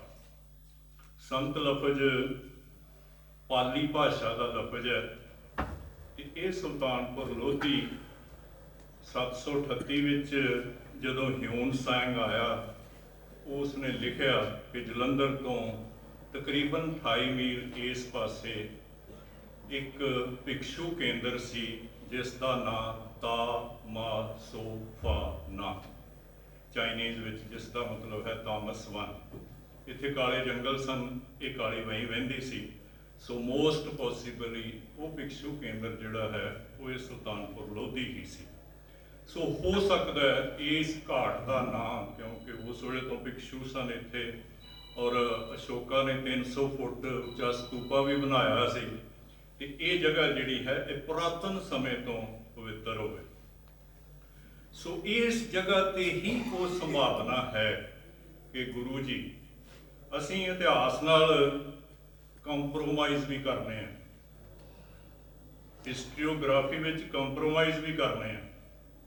ਉਹ ਕੰਪਰੋਮਾਈਜ਼ ਇਹ ਹੈ ਕਿ ਜਿਹੜੇ ਵਿਦਵਾਨ ਬੈਠੇ ਨੇ ਉਹਨਾਂ ਨੂੰ ਪਤਾ ਹੈ ਕਿ ਕਿਸੇ ਵੀ ਪੁਰਾਤਨ ਸਰੋਤ ਵਿੱਚ, ਕਿਸੇ ਵੀ ਪੁਰਾਤਨ ਜਨਮ ਸਾਖੀ ਵਿੱਚ ਇਹ ਨਹੀਂ ਲਿਖਿਆ ਕਿ ਗੁਰੂ ਜੀ ਅਲੋਪ ਇੱਕ ਜਗ੍ਹਾ ਤੋਂ ਹੋਏ ਤੇ ਪ੍ਰਗਟ ਦੂਸਰੀ ਜਗ੍ਹਾ ਤੇ ਹੋਏ। ਜਿੰਨੀਆਂ ਵੀ ਸਾਡੀਆਂ ਟ੍ਰੈਡੀਸ਼ਨਸ ਨੇ, ਸਾਖੀ ਟ੍ਰੈਡੀਸ਼ਨਸ, ਉਸੇ ਘਾਟ ਤੋਂ ਇੱਕ ਲਫ਼ਜ਼ ਹੈ, ਸਾਰੀਆਂ ਹੀ ਜਨਮ ਸਾਖੀਆਂ ਵਿੱਚ ਆਉਂਦਾ ਕਿ ਉਸੇ ਹੀ ਘਾਟ ਤੋਂ ਪ੍ਰਗਟ ਹੋਏ, ਕਿਉਂਕਿ ਉਹਦਾ ਚਮਤਕਾਰ ਬਣਦਾ ਹੀ ਨਹੀਂ। ਜੇ ਕੋਈ ਬੰਦਾ ਅਲੋਪ ਕਿਤੋਂ ਹੋਇਆ ਤੇ ਜਾ ਕੇ ਕਿਤੋਂ ਹੋਰ ਤੋਂ ਪ੍ਰਗਟ ਹੋ ਜੇ ਤੇ ਫਿਰ ਤੇ ਉਹਦੇ ਬਾਰੇ ਕਿਹਾ ਜਾਏਗਾ ਕਿ ਉਹ ਐ ਲੁਕਿਆ ਫਿਰਦਾ ਸੀ, ਉੱਥੇ ਸੀ। ਰੋਜ਼ ਹੀ ਟਹਿਲੂਆ ਉਸ ਜਗ੍ਹਾ ਤੇ ਆਉਂਦਾ ਸੀ, ਉਸ ਜਗ੍ਹਾ ਤੇ ਉਸ ਸਮੇਂ ਤੋਂ ਉਡੀਕ ਕਰਨੀ ਸ਼ੁਰੂ ਕਰਦਾ ਸੀ ਤੇ ਉਸੇ ਹੀ ਘਾਟ ਤੋਂ ਜਿਹੜਾ ਗੁਰੂ ਨਾਨਕ ਦੇਵ ਜੀ ਦਾ ਡਾਇਲਾਗ ਹੋਇਆ ਉਸ ਪ੍ਰਮਾਤਮਾ ਦੇ ਨਾਲ, 3 ਦਿਨ ਕਹਿ ਲਈ, ਭਾਈ ਮਨੀ ਸਿੰਘ 8 ਦਿਨ ਕਹਿੰਦੇ ਨੇ, ਤੇ ਫਿਰ ਉਹਨਾਂ ਨੇ ਕਿਹਾ ਵੀ ਇਹਨੂੰ ਉਸੇ ਘਾਟ ਤੇ ਛੱਡੋ। ਸੋ ਇਹ ਘਾਟ ਮੋਸਟ ਪੋਸੀਬਲੀ ਉਹ ਜਗ੍ਹਾ ਹੈ, ਉਹ ਪਵਿੱਤਰ ਜਗ੍ਹਾ ਹੈ ਜਿਸ ਤੇ ਅਸੀਂ ਬੈਠੇ ਹਾਂ। ਭਾਈ ਮਰਦਾਨਾ ਜੀ, ਜਿਵੇਂ ਕਿ ਕਹੀ ਗਈ ਹੈ ਗੱਲ, ਭਾਈ ਮਰਦਾਨਾ ਜੀ ਨੂੰ ਇਤਿਹਾਸਕ ਤੌਰ ਤੇ ਜਾਣਨਾ ਕੋਈ ਔਖਾ ਕੰਮ ਨਹੀਂ। 5-4 ਪੇਜ ਦਾ ਇੱਕ ਟਰੈਕਟ ਬਸ, ਇੰਨਾ ਕੁ ਹੀ ਹੈ ਇਤਿਹਾਸਕ ਜੀਵਨ। ਲੇਕਿਨ ਭਾਈ ਮਰਦਾਨਾ ਜੀ ਦਾ ਆਤਮਿਕ ਜੀਵਨ ਜਾਣਨਾ ਬੇਹੱਦ ਔਖਾ ਹੈ। ਉਸ ਅਵਸਥਾ ਵਿੱਚ ਪਹੁੰਚਣਾ ਬੇਹੱਦ ਔਖਾ ਹੈ। ਇਹ ਸਾਡੀ ਹੀ ਮਾਨਸਿਕ ਚੇਤਨਾ ਉੱਥੇ ਪਹੁੰਚ ਹੀ ਨਹੀਂ ਸਕਦੀ। ਇਹ ਸਮੱਸਿਆ ਪੰਜਾਬੀਆਂ ਦੀ ਹੀ ਨਹੀਂ, ਹਿੰਦੁਸਤਾਨੀਆਂ ਦੀ ਨਹੀਂ, ਇਹ ਸਮੱਸਿਆ ਸਾਰੀ ਦੁਨੀਆ ਦੀ ਹੈ, ਬ੍ਰਹਿਮੰਡੀ ਹੈ ਕਿ ਅਧਿਆਤਮਵਾਦ ਦੇ ਉਹ ਪਲ ਕੋਈ ਵੀ ਜਿਹੜਾ ਮਹਾਪੁਰਖ ਹੰਡਾਉਂਦਾ, ਉਹਨਾਂ ਨੂੰ ਕਿਆਸ ਸਕਣਾ ਤੇ ਉਸ ਅਵਸਥਾ ਤੱਕ ਪਹੁੰਚ ਸਕਣਾ ਸਾਡੀ ਸਮਰੱਥਾ ਨਹੀਂ, ਇਹ ਸਾਡੀਆਂ ਸੀਮਾਵਾਂ ਨੇ, ਮਨੁੱਖੀ ਸੀਮਾਵਾਂ ਨੇ। ਅਸੀਂ ਉਹਨਾਂ ਸੀਮਾਵਾਂ ਨੂੰ ਕ੍ਰਾਸ ਕਰਕੇ ਉੱਥੇ ਕਦੀ ਨਹੀਂ ਸ਼ਾਇਦ ਪਹੁੰਚ ਸਕਦੇ। ਗੱਲ ਰਬਾਬ ਦੇ ਸਫ਼ਰ ਦੀ ਚੱਲ ਰਹੀ ਹੈ ਤੇ ਮੇਰੀਆਂ ਤੇ ਬੜੀਆਂ ਸਿੱਧੀਆਂ ਜਿਹੀਆਂ ਗੱਲਾਂ।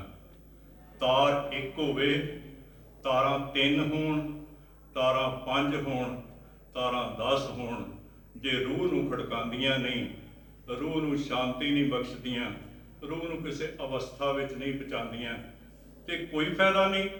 ਤੇ ਜੇ ਤਾਰ 1 ਵੀ ਹੋਵੇ, 2 ਵੀ ਹੋਣ, 4 ਵੀ ਹੋਣ, 5 ਵੀ ਹੋਣ ਤੇ ਲੈ ਜਾਣ ਉਸ ਅਵਸਥਾ ਵਿੱਚ, ਜਿਸ ਅਵਸਥਾ ਵਿੱਚ ਜਾਣ ਦੀ ਲੋੜ ਹੈ, ਤੇ ਫਿਰ ਸਾਰਾ ਕੁਝ ਸਾਰਥਕ ਹੀ ਸਾਰਥਕ।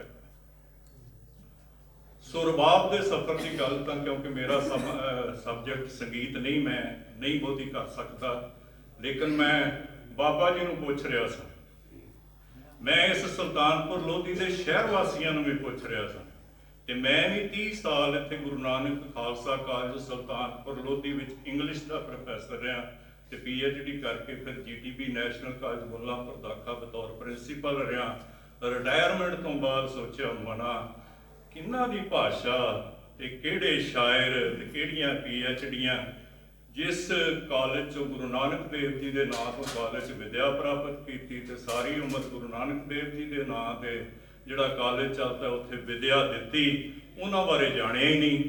ਰਿਟਾਇਰਮੈਂਟ ਤੋਂ ਬਾਅਦ ਥੋੜਾ ਬਹੁਤਾ ਮੈਂ ਜਾਣਨ ਦੀ ਕੋਸ਼ਿਸ਼ ਕਰ ਰਿਹਾ। ਮੈਂ ਪੁੱਛ ਰਿਹਾ ਸਾਂ ਬਾਬਾ ਜੀ ਨੂੰ, ਮੈਂ ਕਿਹਾ ਬਾਬਾ ਜੀ, ਕੋਈ ਫਕਰ ਮਸਤਾਨਾ ਮਰਦਾਨਾ ਪਿਛਲੇ 20 ਸਾਲਾਂ ਵਿੱਚ ਰਬਾਬ ਫੜੀ, ਇੱਕ ਤਾਰਾ ਫੜੀ, ਇੱਕ ਤੂੰਬਾ ਫੜੀ, ਐਸ ਵਹੀਂ ਦੇ ਕੰਢਿਆਂ ਤੇ ਕਦੀ 2 ਵਜੇ, ਕਦੀ 4 ਵਜੇ, ਕਿਤੇ 12 ਵਜੇ, ਕਿਤੇ 1 ਵਜੇ ਵਜਦ ਵਿੱਚ ਆ ਕੇ ਗਾਉਂਦਾ ਸੁਣਿਆ ਨਹੀਂ। ਰਬਾਬ ਨੂੰ ਕੈਸ਼ ਕੀਤਾ ਗਿਆ ਜ਼ਰੂਰ, ਭਾਈ ਬਲਦੀਪ ਸਿੰਘ ਹੋਰਾਂ ਨੇ ਵੀ ਕੈਸ਼ ਕਰਨ ਦੀ ਕੋਸ਼ਿਸ਼ ਕੀਤੀ।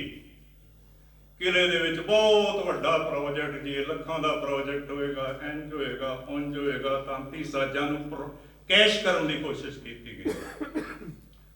ਭਾਈ ਸਰਿੰਦਰ ਸਿੰਘ ਜੀ ਕਪੂਰਥਲੇ ਦੇ ਵਾਸੀ, ਜਿਸ ਦਿਨ ਸੁਲਤਾਨਪੁਰ ਆਉਣਾ ਸੀ, ਵੱਡੇ ਵੱਡੇ ਫਲੈਕਸ ਤੇ ਨਾਲ ਰਬਾਬ। ਸੋ ਭਾਈ ਮਰਦਾਨੇ ਵਾਲੀ ਅਵਸਥਾ ਵਿੱਚ ਜਾ ਕੇ ਬੜਾ ਪਿਆਰਾ ਲਫ਼ਜ਼ ਕਹਿ ਰਹੇ ਸਨ ਬਾਬਾ ਜੀ, ਕਹਿੰਦੇ ਸਾਰੇ ਦੂਜੇ ਵਾਸਤੇ ਗਾਉਣ ਡਏ ਨੇ, ਮੈਂ ਆਪਣੇ ਵਾਸਤੇ ਗਾਉਂਦਾ ਹੁਣ ਤੱਕ 20 ਸਾਲਾਂ ਵਿੱਚ ਇਸ ਵਹੀਂ ਦੇ ਕੰਢੇ ਤੇ ਕਿਸੇ ਨੂੰ ਨਹੀਂ ਵੇਖਿਆ। ਭਾਈ ਮਰਦਾਨੇ ਦੀ ਆਤਮਿਕ ਧਰਮ ਸਮਝਣਾ ਬੇਹੱਦ ਔਖਾ, ਉਸ ਅਵਸਥਾ ਵਿੱਚ ਪਹੁੰਚਣਾ ਬੇਹੱਦ ਔਖਾ। ਉਹ ਭਲੇ ਵੀ ਸਨ, ਉਹ ਰਿਬਾਬੀ ਵੀ ਸਨ। ਸਮਾਂ ਥੋੜਾ ਨਹੀਂ ਤੇ 1-2 ਗੱਲਾਂ ਹੋਰ ਅਜੇ ਹੈਗੇ ਨੇ ਮੇਰੇ 2-3 ਮਿੰਟ। ਮੀਰਾਸੀ ਲਫ਼ਜ਼ ਵਰਤਿਆ ਭਾਈ ਗੁਰਦਾਸ ਜੀ ਨੇ, ਮਰਾਸ਼ੀ ਨਹੀਂ ਵਰਤਿਆ, ਮਰਾਸੀ ਨਹੀਂ ਵਰਤਿਆ, ਮੀਰ ਮਰਾਸੀ ਹੁੰਦੇ ਸਨ। ਮੀਰ ਮਰਾਸੀ ਹਾਈ ਕਾਸਟ ਹੈ, ਮਰਾਸੀਆਂ ਦੇ ਵਿੱਚ ਮੰਗਦੇ ਨਹੀਂ ਸਨ ਫਿਰਦੇ ਹੁੰਦੇ। ਮੀਰ ਹਮੇਸ਼ਾ ਹੀ ਆਪਣੇ ਇੱਕ ਖਾਸ ਕੁਣਬੇ ਦੇ ਮੀਰ ਸਨ। ਉਹਨਾਂ ਦੇ ਹੈੱਡ ਨੇ ਕਿਤੇ ਜਾਣਾ ਤੇ ਨਾਲ ਉਹਨਾਂ ਨੇ ਟਹਿਲ ਵਾਸਤੇ ਜਾਣਾ। ਉਹਨਾਂ ਦੇ ਘਰਾਂ ਵਿੱਚ ਕੋਈ ਕੰਮ ਹੋਣਾ।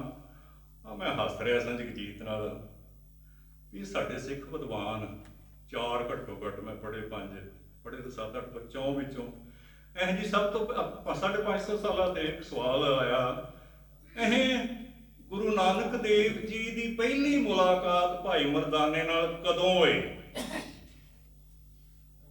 1480 ਵਿੱਚ। ਮੈਂ ਕਿਹਾ ਉਹ ਬੰਬੇ ਰਹਿੰਦੇ ਸਨ, ਉਹ ਕੈਲਕਟੇ ਰਹਿੰਦੇ ਸਨ, ਕਿ ਉਹ ਲਾਹੌਰ ਰਹਿੰਦੇ ਸਨ? ਕਿ ਜੇ ਡਾਕਟਰ ਨਰਾਗ ਸਿੰਘ ਜੀ ਇੱਥੇ ਹੁੰਦੇ ਤੇ ਮੈਂ ਉਹਨਾਂ ਨੂੰ ਪੁੱਛਣਾ ਸੀ ਕਿ ਉਹ ਲੁਧਿਆਣੇ ਰਹਿੰਦੇ ਸਨ। ਰਾਏਪੁਰ, ਤਲਵੰਡੀ ਰਾਏਪੁਰ ਐਡਾ ਇੱਕ ਪਿੰਡ। ਉਹਨਾਂ ਦਾ ਪਿਓ ਬਦਰੂ ਪਟਵਾਰੀ ਸਾਹਿਬ ਦਾ ਮਰਾਸੀ, ਉਹਨਾਂ ਦੀ ਮਾਂ ਲੱਖੋ ਰੋਜ਼ ਉਸ ਘਰ ਆਉਣ ਵਾਲੀ। ਤੇ 11 ਸਾਲਾਂ ਬਾਅਦ ਗੁਰੂ ਨਾਨਕ ਦੇਵ ਜੀ ਮਿਲੇ ਤੇ 4 ਸਕਾਲਰ ਇਹ ਗੱਲ ਲਿਖਣ ਦੇ ਤੇ 1480 ਚ ਪਹਿਲੀ ਮੁਲਾਕਾਤ ਹੋਈ। ਜੇ ਇੱਕ ਨੇ ਲਿਖ ਦਿੱਤਾ ਦੂਜਾ ਹੀ ਕੋਈ ਸੋਚ ਕਰ ਲੈ। ਰੋ ਰਿਹਾ ਸੀ ਮਰਦਾਨਾ। ਤੇ ਅਸੀਂ ਪਿੰਡਾਂ ਵਾਲੇ ਨਾ, ਜਿਹੜਾ ਉਹ ਮਹੱਲਾ ਹੁੰਦਾ, ਉਹਨਾਂ ਦੀਆਂ ਔਰਤਾਂ ਨੂੰ ਜਾਂ ਤਾਈ ਕਹਿੰਦੇ ਆ ਜਾਂ ਭੂਆ ਕਹਿੰਦੇ ਆ। ਤੇ ਤਾਈ ਲੱਖੋ ਕਹਿ ਲਓ, ਮਾਸੀ ਲੱਖੋ ਕਹਿ ਲਓ, ਮਾਤਾ ਲੱਖੋ ਕਹਿ ਲਓ, ਮਰਦਾਨੇ ਦੀ ਮਾਂ। ਮਰਦਾਨਾ ਰੋ ਰਿਹਾ ਸੀ ਤੇ ਉਹਨੂੰ ਕਹਿੰਦੀ ਚੱਲ ਤੈਨੂੰ ਮੈਂ ਕਾਕਾ ਦਿਖਾਵਾਂ। ਗੁਰੂ ਨਾਨਕ ਦੇਵ ਜੀ ਨੂੰ ਦਿਖਾਉਣ ਚਲੇ ਗਏ ਤੇ ਕਾਕੇ ਨੂੰ ਵੇਖ ਕੇ ਭਾਈ ਮਰਦਾਨਾ ਚੁੱਪ ਕਰ ਗਿਆ। ਤੇ ਮਾਈ ਲੱਖੋ ਨੇ ਕਿਹਾ, ਨਾਨਕਾ ਹੁਣੇ ਹੀ ਕਾਕਾ ਹੁੰਦਿਆਂ ਹੀ ਰੋਂਦਿਆਂ ਨੂੰ ਚੁੱਪ ਕਰਾਉਣ ਲੱਗ ਪਿਆ। ਇਹ ਸੀ ਪਹਿਲੀ ਮੁਲਾਕਾਤ। ਆਤਮਿਕ ਤੌਰ ਤੇ ਸਮਝਣਾ ਬਸ ਇੱਕੋ ਗੱਲ ਹੈ, ਬਾਕੀ ਸਾਰੀਆਂ ਗੱਲਾਂ ਤੁਸੀਂ ਦੇਖ ਲਓ, ਪੜ੍ਹ ਲਓ, ਸਾਖੀਆਂ ਜੋ ਵੀ। ਲੇਕਿਨ ਕਮਾਲ ਕਰਤੀ ਇਸ ਗੱਲ ਤੇ ਆ ਕੇ ਭਾਈ ਮਰਦਾਨਾ ਨੇ, ਤੇ ਸ਼ਾਇਦ ਸਾਖੀਕਾਰ ਨੇ ਕਮਾਲ ਕਰਤੀ ਜਦੋਂ ਗੁਰੂ ਜੀ ਨੇ ਕਿਹਾ, ਮਰਦਾਨਿਆ ਪਤਾ ਨਹੀਂ ਉਹ ਖੁਰਮ ਦੇ ਕੰਢੇ ਤੇ ਮੌਕਾ ਹੋਏਗਾ ਜਾਂ ਰਾਵੀ ਦੇ ਕੰਢੇ ਕਰਤਾਰਪੁਰ ਹੋਏਗਾ, ਕਿ ਉਹ ਵੇਲਾ ਆਉਣ ਵਾਲਾ ਤੇ ਤੇਰੀ ਕਬਰ ਬਣਾਈਏ, ਕਿ ਤੈਨੂੰ ਪਰਵਾਹ ਕਰੀਏ, ਕਿ ਤੇਰਾ ਸੰਸਕਾਰ ਕਰੀਏ। ਤੇ ਕਿਆ ਜਵਾਬ ਹੈ, ਸ਼ਾਇਦ ਗੁਰੂ ਜੀ ਦੇ ਪੱਧਰ ਦਾ ਜਵਾਬ ਹੈ। ਇੰਨੀ ਉਮਰ ਰਹਿ ਕੇ ਹੁਣ ਤੇ ਮੈਂ ਵੀ ਬਾਬਾ ਜੀ ਤੁਹਾਡੀ ਸੰਗਤ ਰਹਿ ਕੇ ਸਰੀਰਾਂ ਤੋਂ ਉਤਾਂ ਉੱਠ ਗਿਆ ਹਾਂ, ਕੋਈ ਫਰਕ ਨਹੀਂ ਪੈਂਦਾ। ਮਰਦਾਨਿਆਂ ਤੇਰੀ ਸਮਾਧ ਨਾ ਬਣਾ ਦਈਏ ਤੇਰੇ ਤੋਂ ਬਾਅਦ, ਤਾਂ ਕਿ ਦੁਨੀਆ ਯਾਦ ਕਰੇਗੀ ਕਿ ਸਰੀਰ ਦੀ ਕੈਦ ਵਿੱਚੋਂ ਖੁੱਲ ਮਿਲਣ ਲੱਗੀ ਏ, ਹੁਣ ਸਮਾਧ ਵਿੱਚ ਕੈਦ ਕਰ ਦੇਗਾ ਮੈਨੂੰ। ਇਹ ਲਫ਼ਜ਼ ਸੁਣ ਕੇ ਗੁਰੂ ਨਾਨਕ ਦੇਵ ਜੀ ਨੇ ਕਿਹਾ, ਮਰਦਾਨਿਆਂ ਤੈਨੂੰ ਬ੍ਰਹਮ ਦਾ ਗਿਆਨ ਹੋ ਗਿਆ। ਬਸ ਭਾਈ ਮਰਦਾਨੇ ਦਾ ਇਹ ਅਖੀਰ ਤੱਕ ਦਾ ਸਫ਼ਰ ਹੈ, ਇੱਕ ਸਧਾਰਨ ਮੀਰਾਸੀ ਤੋਂ ਬ੍ਰਹਮ ਗਿਆਨ ਤੱਕ ਦਾ ਸਫ਼ਰ। ਮਿਹਰਬਾਨੀ।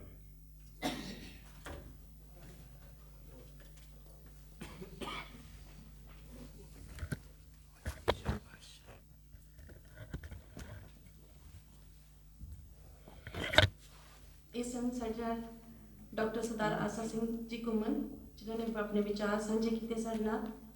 ਮੈਂ ਡਾਕਟਰ ਸਾਹਿਬ ਦੀ ਇੱਕ ਗੱਲ ਮੈਨੂੰ ਬਹੁਤ ਅਪੀਲ ਕੀਤੀ ਕਿ ਭਾਈ ਮਰਦਾਨਾ ਜੀ ਦੀ ਜੋ ਆਤਮਿਕ ਯਾਤਰਾ ਰਹੀ ਹੈ ਗੁਰੂ ਨਾਨਕ ਪਾਤਸ਼ਾਹ ਦੇ ਨਾਲ, ਉਹ ਵਾਕਈ ਬੜੀ ਔਖੀ ਸੀ। ਅਸੀਂ ਅੱਜ ਗੁਰੂ ਨਾਨਕ ਪਾਤਸ਼ਾਹ ਦੀ ਤਸਵੀਰ ਦੇਖਦੇ ਹਾਂ ਤੇ ਅਸੀਂ ਆਪਣੇ ਆਪ ਨਾਲ ਉਹਨਾਂ ਦਾ ਇੱਕ ਅਟੈਚਮੈਂਟ ਜੀ ਫੀਲ ਕਰਦੇ ਹਾਂ। ਮੈਂ ਬਹੁਤ ਵਿਦਵਾਨ ਨਹੀਂ ਆ ਜਾਂ ਮੈਂ ਉਹ ਨਹੀਂ ਕਰ ਸਕਦੀ, ਮੈਂ ਸਿੰਪਲ ਭਾਸ਼ਾ 'ਚ ਜੋ ਆਪਣੇ ਮਨ ਦੀ ਉਹ ਹੁੰਦੀ ਹੈ ਨਾ, ਉਹ ਚੀਜ਼ ਤੁਹਾਨੂੰ ਬਿਆਨ ਕਰਾਂਗੀ ਕਿ ਜਦੋਂ ਅਸੀਂ ਗੁਰੂ ਨਾਨਕ ਪਾਤਸ਼ਾਹ ਦੀ ਤਸਵੀਰ ਦੇਖਦੇ ਹਾਂ ਤੇ ਅਸੀਂ ਉਹਨਾਂ ਨਾਲ ਇੱਕ ਅਟੈਚਮੈਂਟ ਫੀਲ ਕਰਦੇ ਹਾਂ। ਤੇ ਸੋਚੋ ਭਾਈ ਮਰਦਾਨਾ ਜੀ, ਜਿਨ੍ਹਾਂ ਨੇ ਸਾਰਾ ਜੀਵਨ ਹੀ ਉਹਨਾਂ ਦੇ ਨਾਲ ਬਿਤਾਇਆ, ਕਿੰਨੀ ਉੱਚੀ ਸ਼ਖਸੀਅਤ, ਜਿਨ੍ਹਾਂ ਨੂੰ ਗੁਰੂ ਨਾਨਕ ਪਾਤਸ਼ਾਹ ਦਾ ਸਾਥ ਨਸੀਬ ਹੋਇਆ। ਮੈਂ ਬੇਨਤੀ ਕਰਾਂਗੀ ਸਰਦਾਰ ਜਗਜੀਤ ਸਿੰਘ ਜੀ ਨੂੰ ਕਿ ਉਹ ਮੰਚ ਤੇ ਆਉਣ ਤੇ ਆਪਣਾ ਵਿਚਾਰ ਜਿਹੜੇ ਸਾਡੇ ਨਾਲ ਸਾਂਝੇ ਕਰਨ।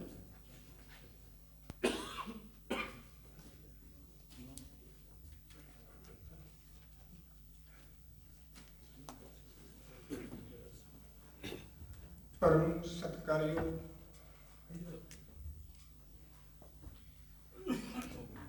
ਪਹਿਲੀ ਅੰਤਰਰਾਸ਼ਟਰੀ ਭਾਈ ਮਰਦਾਨਾ ਕਾਨਫਰੰਸ ਦੇ ਅੰਦਰ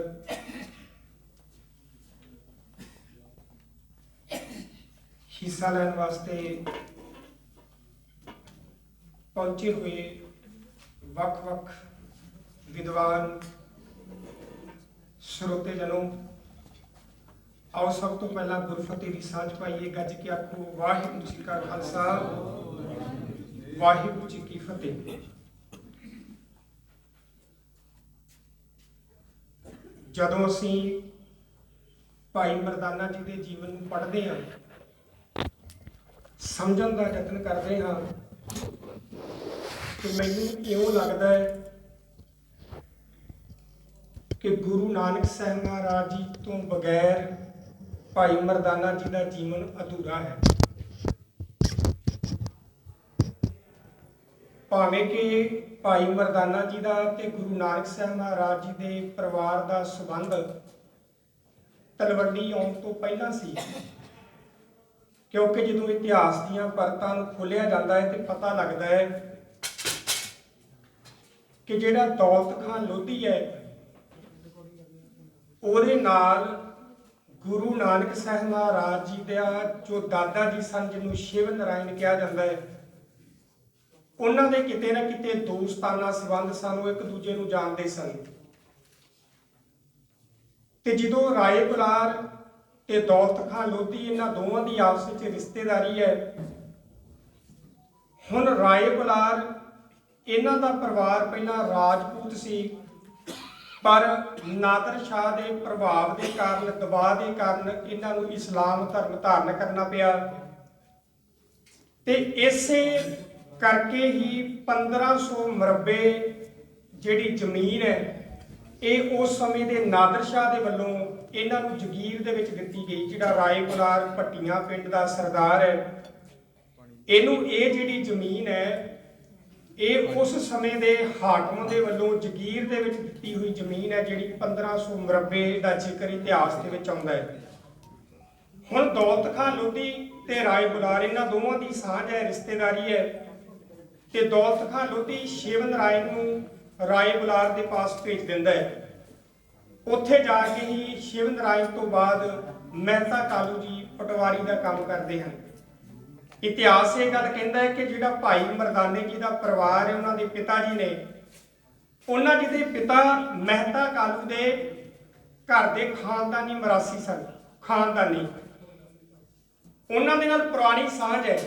ਤੇ ਜਦੋਂ ਮਹਿਤਾ ਕਾਲੂ ਜੀ ਦੇ ਪਿਤਾ ਜੀ ਪੱਠੇਵਿੰਡ ਪਿੰਡ ਤੋਂ, ਜਿਹੜਾ ਤੁਸੀਂ ਜਦੋਂ ਫਤਿਆਬਾਦ ਤੋਂ ਚੋਲਾ ਸਾਹਿਬ ਵਾਲੀ ਸੜਕ ਤੇ ਜਾਂਦੇ ਹੋ, ਉੱਥੋਂ ਕੁਝ ਕੁ ਦੂਰੀ ਦੇ ਉੱਤੇ ਇੱਕ ਪਿੰਡ ਹੈ ਪੱਠੇਵਿੰਡ, ਜਿਹੜਾ ਪੁਰਾਣਾ ਪਿੰਡ ਹੈ ਗੁਰੂ ਨਾਨਕ ਸਾਹਿਬ ਮਹਾਰਾਜ ਜੀ ਦੇ ਪਰਿਵਾਰ ਦਾ।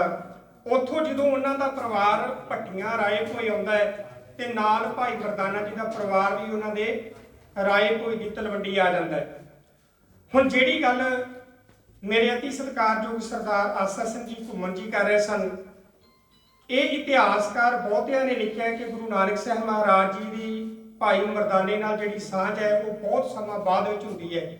ਜਦ ਕਿ ਰਾਏ ਭੋਏ ਦੀ ਤਲਵੰਡੀ ਆਉਣ ਤੋਂ ਪਹਿਲਾਂ ਹੀ ਭਾਈ ਮਰਦਾਨੇ ਦੀ ਤੇ ਗੁਰੂ ਨਾਨਕ ਸਾਹਿਬ ਮਹਾਰਾਜ ਦੇ ਪਰਿਵਾਰ ਦੀ ਆਪਸੀ ਸਾਂਝ ਹੈ। ਉਹ ਦੋਵੇਂ ਇੱਕ ਦੂਜੇ ਨੂੰ ਜਾਣਦੇ ਨੇ।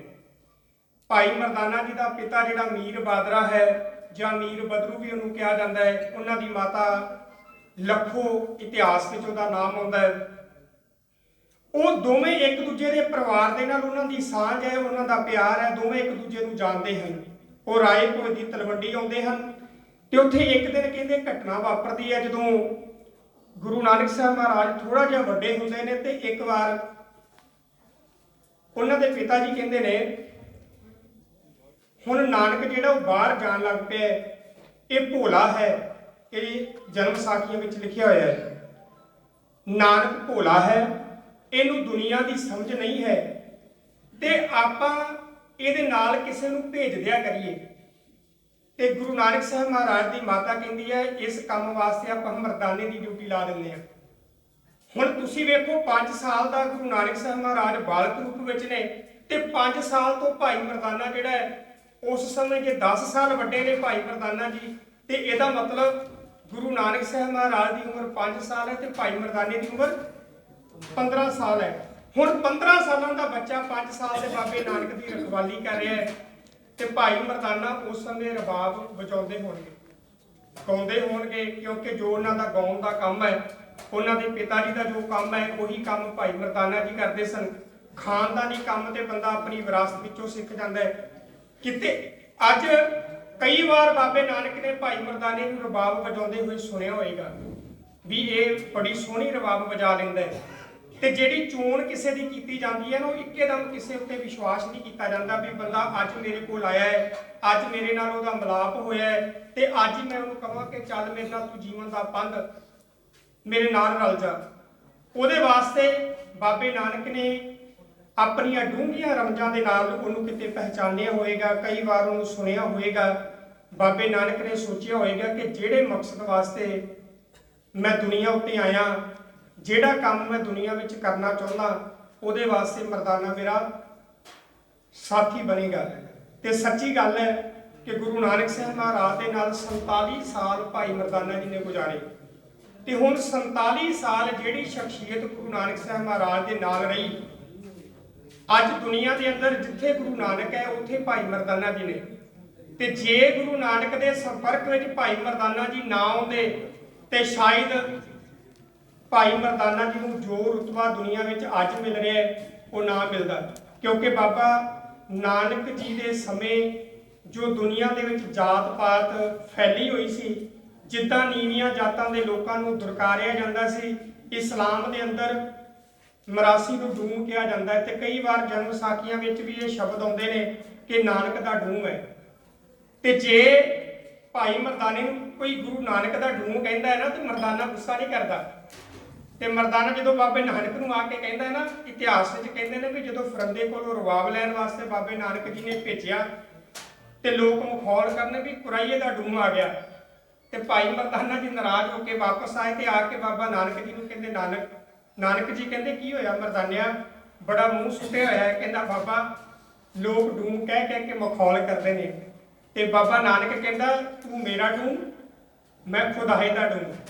ਕਿੱਡੀ ਮਾਣ ਵਾਲੀ ਗੱਲ ਹੈ। ਹੁਣ ਉਹ ਬੰਦਾ ਨਾਨਕ ਦਾ ਡੂਮ ਹੋਣਾ ਮਾਣ ਮਹਿਸੂਸ ਕਰਦਾ ਹੈ ਨਾਨਕ ਦਾ ਡੂਮ ਖਵਾ ਕੇ। ਤੇ ਵਾਕਈ ਨਾਨਕ ਦੇ ਡੂਮ ਨੂੰ ਜੇ ਅੱਜ ਦੁਨੀਆ ਪੂਜਦੀ ਹੈ ਨਾ, ਤੇ ਸਿਰਫ ਨਾਨਕ ਕਰਕੇ। ਤੇ ਜੇ ਨਾਨਕ ਨਾ ਹੁੰਦਾ ਤੇ ਅੱਜ ਭਾਈ ਮਰਦਾਨੇ ਨੂੰ ਤੁਸੀਂ ਦੇਖ ਲਓ ਵੀ ਉਹਨਾਂ ਦੀ ਰੈਪੂਟੇਸ਼ਨ ਕੀ ਹੋਣੀ ਸੀ।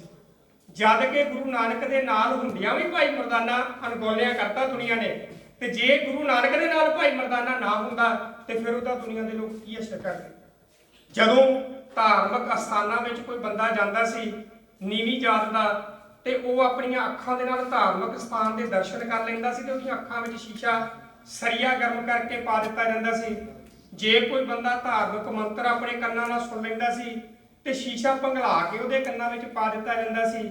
ਜੇ ਕੋਈ ਨੀਵੀਂ ਜਾਤ ਦਾ ਬੰਦਾ ਆਪਣੀ ਜ਼ੁਬਾਨ ਦੇ ਨਾਲ ਮੰਤਰ ਉਚਾਰ ਲੈਂਦਾ ਸੀ ਤੇ ਉਹਦੀ ਜ਼ੁਬਾਨ ਕੱਟ ਦਿੱਤੀ ਜਾਂਦੀ ਸੀ। ਉਦੋਂ ਇਸ ਨੀਵੀਂ ਜਾਤ ਦੇ ਬੰਦੇ ਨੂੰ ਨਾਲ ਲੈ ਕੇ ਚੱਲਣਾ ਇਹ ਗੁਰੂ ਨਾਨਕ ਦੇ ਹਿੱਸੇ ਆਇਆ, ਤੇ ਗੁਰੂ ਨਾਨਕ ਨੇ ਉਸ ਨੂੰ ਆਪਣਾ ਸਾਥੀ ਬਣਾ ਕੇ ਇੱਕ ਦੁਨੀਆ ਦੇ ਲੋਕਾਂ ਨੂੰ ਪੈਗਾਮ ਦਿੱਤਾ, ਜਿਹੜਾ ਸ੍ਰੀ ਰਾਗ ਦੀ ਬਾਣੀ ਵਿੱਚ ਹੈ। ਕੀ ਹੈ? ਨੀਚਾ ਅੰਦਰ ਨੀਚ ਜਾਤ, ਨੀਚੀ ਹੂੰ ਅਤ ਨੀਚ, ਨਾਨਕ ਤਿਨਕੈ ਸੰਗ ਸਾਥ ਵੱਡਿਆਂ ਸਿਉ ਕਿਆ ਰੀਸ। ਗੱਲ ਜਾਤ ਪਾਤ ਦੇ ਕੋੜ ਦੇ ਵਿੱਚੋਂ ਕੱਢਣ ਵਾਸਤੇ ਗੁਰੂ ਨਾਨਕ ਸਾਹਿਬ ਮਹਾਰਾਜ ਦਾ ਭਾਈ ਮਰਦਾਨੇ ਨੂੰ ਨਾਲ ਲੈ ਕੇ ਚੱਲਣਾ, ਤੇ ਦੋਵਾਂ ਨੇ ਰਲ ਕੇ ਜੋ ਦੁਨੀਆ ਦੇ ਅੰਦਰ ਬਦਲਾਅ ਲੈ ਕੇ ਆਂਦਾ, ਉਹਦੀ ਮਿਸਾਲ ਅੱਜ ਸਾਡੇ ਸਾਹਮਣੇ ਹੈ। ਤੇ ਮੈਂ ਅਖੀਰ ਵਿੱਚ ਇੱਕ ਗੱਲ ਕਹਿਣੀ ਚਾਹਾਂਗਾ ਕਿ ਭਾਈ ਮਰਦਾਨਾ ਜਿਹੜਾ ਹੈ ਉਹਨੂੰ ਵਾਕਈ ਹੀ ਅੱਜ ਗੁਰੂ ਨਾਨਕ ਹਰ ਜਗ੍ਹਾ ਤੇ ਦਿਖਾਈ ਦਿੰਦਾ ਹੈ। ਪਰ ਕਿਤੇ ਨਾ ਕਿਤੇ ਅਸੀਂ ਭਾਈ ਮਰਦਾਨੇ ਨੂੰ ਗੁਰੂ ਨਾਨਕ ਤੋਂ ਪਾਸੇ ਕਰ ਰਹੇ ਹਾਂ, ਕਿਉਂਕਿ ਜਿਹੜੀ ਜਾਤ ਪਾਤ ਹੈ ਨਾ, ਉਸੇ ਜਾਤ ਪਾਤ ਦੇ ਕੋੜ ਵਿੱਚੋਂ ਗੁਰੂ ਨਾਨਕ ਨੇ ਸਾਨੂੰ ਕੱਢਿਆ ਸੀ, ਤੇ ਅੱਜ ਫੇਰ ਅਸੀਂ ਜਾਤ ਪਾਤ ਦੇ ਕੋੜ ਵਿੱਚ ਫਸਦੇ ਜਾ ਰਹੇ ਹਾਂ। ਭਾਵੇਂ ਸਾਡੇ ਡੇਰੇ ਨੇ, ਵੇਖ ਲਓ ਡੇਰਿਆਂ ਦੇ ਵਿੱਚ ਕਈਆਂ ਡੇਰਿਆਂ ਵਿੱਚ ਲੰਗਰ ਵੀ ਅਲੱਗ ਕਰਤੇ ਅਗਲਿਆਂ ਨੇ ਵੀ ਇਹ ਨੀਵੀਂ ਜਾਤ ਦੇ ਬੰਦੇ ਦਾ ਲੰਗਰ ਹੈ, ਜੇ ਇਹ ਉੱਚੀ ਜਾਤ ਵਾਲੇ ਬੰਦੇ ਨਾਲ ਲੰਗਰ ਛਕੇਗਾ ਤੇ ਭ੍ਰਿਸ਼ਟ ਹੋ ਜਾਏਗਾ। ਹੁਣ ਇਹ ਬਾਬੇ ਨਾਨਕ ਤੋਂ ਪਹਿਲਾਂ ਦੀ ਥਿਊਰੀ ਸੀ ਦੁਨੀਆ ਦੇ ਵਿੱਚ, ਬਾਬੇ ਨਾਨਕ ਦੇ ਵਕਤ ਇਹ ਥਿਊਰੀ ਨਹੀਂ ਸੀ। ਬਾਬੇ ਨਾਨਕ ਨੇ ਸੰਗਤ ਪੰਗਤ ਬਣਾ ਕੇ ਇਕੱਠੇ ਬਿਠਾਤੇ। ਪਰ ਅੱਜ ਵੀ ਮਰਦਾਨਾ ਜਿਹੜਾ ਉਹਦੀ ਪੰਗਤ ਅਲੱਗ ਕਿਤੇ ਨਾ ਕਿਤੇ ਲਾਈ ਜਾ ਰਹੀ ਹੈ, ਉਹਦੀ ਫੌਲ ਵੀ ਅਲੱਗ ਕੀਤੀ ਜਾ ਰਹੀ ਹੈ, ਉਹਨੂੰ ਅਲੱਗ ਦਰਜਾ ਦੇਣ ਦਾ ਕਿਤੇ ਨਾ ਕਿਤੇ ਯਤਨ ਕੀਤਾ ਜਾ ਰਿਹਾ ਹੈ। ਮੈਨੂੰ ਚਾਹੀਦਾ ਹੈ, ਅੱਜ ਸਮਾਜ ਨੂੰ ਚਾਹੀਦਾ ਹੈ, ਵਿਦਵਾਨ ਸੱਜਣਾਂ ਨੂੰ ਚਾਹੀਦਾ ਹੈ ਕਿ ਜਿਹੜਾ ਰੁਤਬਾ ਗੁਰੂ ਨਾਨਕ ਸਾਹਿਬ ਮਹਾਰਾਜ ਦਾ ਦੁਨੀਆ ਵਿੱਚ ਹੈ, ਉਹਦੇ ਬਰਾਬਰ ਦਾ ਰੁਤਬਾ ਜਿਹੜਾ ਹੈ ਉਸ ਸ਼ਖਸੀਅਤ ਦਾ ਵੀ ਦੁਨੀਆ ਦੇ ਵਿੱਚ ਲਿਆਉਣਾ ਚਾਹੀਦਾ ਹੈ। ਅੱਜ ਬਹੁਤ ਘੱਟ ਯਾਦਗਾਰਾਂ ਸਾਨੂੰ ਭਾਈ ਮਰਦਾਨੇ ਦੀਆਂ ਮਿਲਣਗੀਆਂ। ਨਾਮ ਤੇ ਸੰਸਥਾਵਾਂ ਦੇ ਹੋ ਸਕਦੇ ਨੇ ਕਿ ਭਾਈ ਮਰਦਾਨਾ ਜੀ ਦੇ ਨਾਮ ਤੇ ਸੰਸਥਾਵਾਂ ਬਣੀਆਂ ਹੋਣ, ਪਰ ਗੁਰੂ ਨਾਨਕ ਸਾਹਿਬ ਮਹਾਰਾਜ ਦੇ ਬਰਾਬਰ ਕਿਤੇ ਭਾਈ ਮਰਦਾਨੇ ਦੀ ਕੋਈ ਯਾਦਗਾਰ ਬਣੀ ਹੋਵੇ ਜਿਹੜੀ ਇਹ ਗੱਲ ਸਿੱਧ ਕਰਦੀ ਹੋਵੇ ਵੀ ਇਸ ਬੰਦੇ ਨੇ 47 ਸਾਲ ਗੁਰੂ ਨਾਨਕ ਸਾਹਿਬ ਮਹਾਰਾਜ ਦੇ ਦਰਸ਼ਨ ਕੀਤੇ ਨੇ ਤੇ ਗੁਰੂ ਨਾਨਕ ਮਹਾਰਾਜ ਦੀ ਬਾਣੀ ਨੂੰ ਸਭ ਤੋਂ ਪਹਿਲਾਂ ਕੰਨਾਂ ਨਾਲ ਸੁਣਨ ਵਾਲਾ ਭਾਈ ਮਰਦਾਨਾ ਹੈ। ਸਭ ਤੋਂ ਪਹਿਲਾਂ ਇਤਿਹਾਸ ਵਿੱਚ ਸਭ ਤੋਂ ਪਹਿਲੇ ਸਿੱਖ ਦਾ ਜ਼ਿਕਰ ਵੀ ਭਾਈ ਮਰਦਾਨੇ ਦਾ ਆਉਂਦਾ ਹੈ। ਤੇ ਜੇ ਉਹ ਇੰਨੀਆਂ ਵਡਿਆਈਆਂ ਦਾ ਮਾਲਕ ਹੈ ਤੇ ਫਿਰ ਬਾਬੇ ਨਾਨਕ ਦੇ ਬਰਾਬਰ ਉਹਦੀ ਕੋਈ ਯਾਦਗਾਰ ਨਾ ਹੋਵੇ, ਇਹ ਕਿਤੇ ਨਾ ਕਿਤੇ ਸੋਚਣ ਵਾਲਾ ਮੁੱਦਾ ਬਣਦਾ ਹੈ। ਰਬਾਬ ਦਾ ਪਿਛੋਕੜ ਬਹੁਤ ਪੁਰਾਣਾ ਹੈ, ਈਰਾਨ ਤੋਂ ਇਹ ਰਬਾਬ ਆਈ ਹੈ। ਬਾਕੀ ਵਿਦਵਾਨ ਸੱਜਣ ਆਏ ਨੇ, ਉਹ ਆਪ ਜੀ ਨਾਲ ਗੱਲਾਂ ਬਾਤਾਂ ਕਰਨਗੇ। ਮੇਰਾ ਦਿੱਤਾ ਹੋਇਆ ਸਮਾਂ ਸਮਾਪਤ ਹੈ। ਵਾਹਿਗੁਰੂ ਜੀ ਕਾ ਖਾਲਸਾ, ਵਾਹਿਗੁਰੂ ਜੀ ਕੀ ਫਤਿਹ। ਧੰਨਵਾਦ ਸਰਦਾਰ ਜਗਜੀਤ ਸਿੰਘ ਜੀ, ਤੁਸੀਂ ਆਪਣੇ ਵਿਚਾਰ ਸਾਡੇ ਨਾਲ ਸਾਂਝੇ ਕੀਤੇ। ਮੈਂ ਮੰਚ ਤੇ ਬੁਲਾਉਣਾ ਚਾਹਾਂਗੀ ਸਰਦਾਰ ਹਰਪ੍ਰੀਤ ਸਿੰਘ ਨਾਥ ਜੀ ਨੂੰ ਕਿ ਉਹ ਆਪਣਾ ਕੀਮਤੀ ਸਮੇਂ ਸਾਨੂੰ ਦੇਣ। ਸਰਦਾਰ ਹਰਪ੍ਰੀਤ ਸਿੰਘ ਜੀ ਨਾਥ।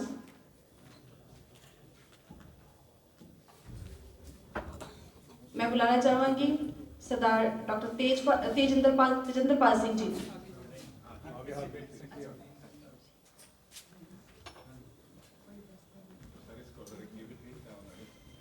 ਵਾਹਿਗੁਰੂ ਖਾਲਸਾ ਜੀ, ਵਾਹਿਗੁਰੂ ਜੀ ਫਤਿਹ ਜੀ। ਮੈਂ ਵੈਸੇ ਤਾਂ ਚਿੱਤਰਕਾਰ ਹਾਂ ਜੀ। ਮੈਂ ਤਾਂ ਸਿਮਰ ਸਿੰਘ ਜੀ ਨੂੰ ਕਿਹਾ ਸੀ ਮੈਨੂੰ ਬੋਲਣ ਦੀ ਇਜਾਜ਼ਤ ਨਹੀਂ ਹੈਗੀ ਜੀ। ਹਾਂ ਚਲੋ ਇਹਨਾਂ ਨੇ ਮੈਨੂੰ ਵੈਸੇ ਮੈਂ ਪੇਪਰ ਲਿਖ ਕੇ ਲਿਆ ਸੀ ਭਾਈ ਮਰਦਾਨਾ ਦੇ ਕੰਧ ਚਿੱਤਰਾਂ ਦੇ ਵਿੱਚ ਜੀ। ਕੰਧ ਚਿੱਤਰਾਂ ਵਿੱਚ ਭਾਈ ਮਰਦਾਨੇ ਦੇ ਮਤਲਬ ਦੋ ਤਰ੍ਹਾਂ ਦੇ ਚਿੱਤਰ ਮਿਲਦੇ ਆ ਜੀ ਆਪਣੇ। ਜਿਵੇਂ ਇੱਕ ਤਾਂ ਛਵੀ ਚਿੱਤਰ ਜੀ, ਜਿਹ 'ਚ ਬਾਬਾ ਨਾਨਕ ਜੀ ਗੱਭੇ ਬੈਠੇ ਆ, ਇੱਕ ਪਾਸੇ ਭਾਈ ਮਰਦਾਨਾ ਜੀ ਤੇ ਦੂਜੇ ਪਾਸੇ ਭਾਈ ਬਾਲਾ ਜੀ।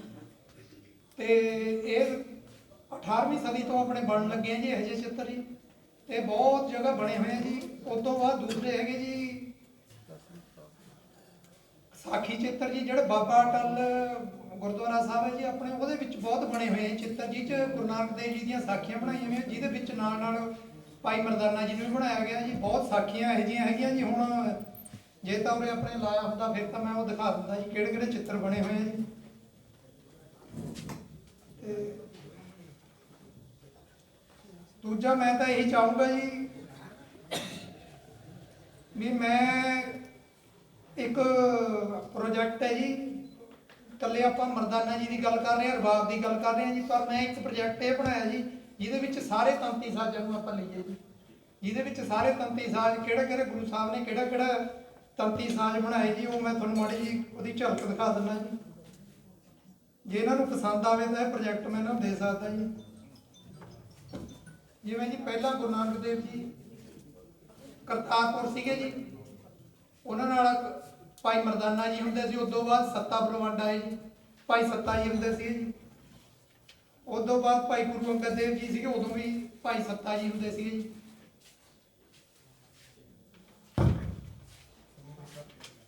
ਫਿਰ ਗੁਰੂ ਅਮਰਦਾਸ ਜੀ ਦੇ ਟਾਈਮ ਭਾਈ ਬਲਵੰਡ ਵੀ ਨਾਲ ਆ ਗਿਆ ਜੀ।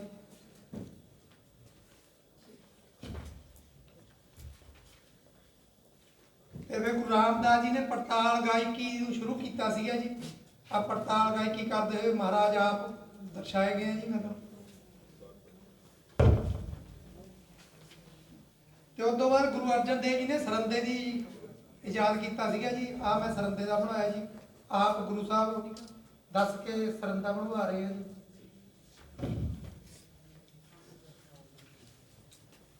ਤੇ ਫਿਰ ਗੁਰੂ ਅਰਜਨ ਦੇਵ ਜੀ ਦੇ ਟਾਈਮ ਚੌਂਕੀ ਦੀ ਪਰੰਪਰਾ ਹੋਈ ਜੀ।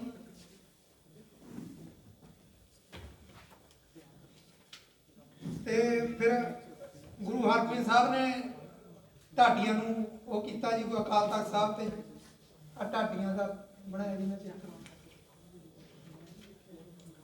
ਉਸ ਤੋਂ ਬਾਅਦ ਆ ਪਿੰਡ ਬੋਦਲ ਜੀ ਗੁਰੂ ਹਰਗੋਬਿੰਦ ਸਾਹਿਬ ਨੇ ਰਬਾਬ ਦਿੱਤੀ ਸੀ ਜੀ, ਉਹਨਾਂ ਦਾ ਵੀ ਮੈਂ ਸਿੰਘ ਬਣਾਇਆ ਜੀ। ਹਾਂਜੀ ਹਾਂਜੀ ਹਾਂ, ਉਹ ਅੱਜ ਵੀ ਹੈਗੀ ਉਹਨਾਂ ਦੇ ਪਰਿਵਾਰ। ਹਾਂਜੀ। ਤੇ ਉਸ ਤੋਂ ਬਾਅਦ ਗੁਰੂ ਹਰਰਾਏ ਸਾਹਿਬ ਦੇ ਟਾਈਮ ਜੀ ਦੁਤਾਰਾ ਵੀ ਵੱਜਦਾ ਸੀਗਾ ਜੀ ਨਾਲ। ਆਮ ਤੌਰ ਤੇ ਆਪਾਂ ਸਾਜ਼ਾਂ ਦਾ ਖਿਆਲ ਨਹੀਂ ਕਰਦੇ ਹੈਗੇ, ਦੁਤਾਰੇ ਦੀ ਗੱਲ ਨਹੀਂ ਹੁੰਦੀ ਹੈਗੀ, ਰਬਾਬ ਵਰਗਾ ਸੀ, ਉਹ ਛੋਟਾ ਹੁੰਦਾ ਸੀਗਾ ਜੀ। ਗੁਰੂ ਹਰਕ੍ਰਿਸ਼ਨ ਦੇ ਜੀ ਦੇ ਟਾਈਮ ਸਿਤਾਰ ਦਾ ਵੀ ਵਰਣਨ ਮਿਲਦਾ ਜੀ ਸੂਰਜ ਪ੍ਰਕਾਸ਼ ਦੇ ਵਿੱਚ ਜੀ।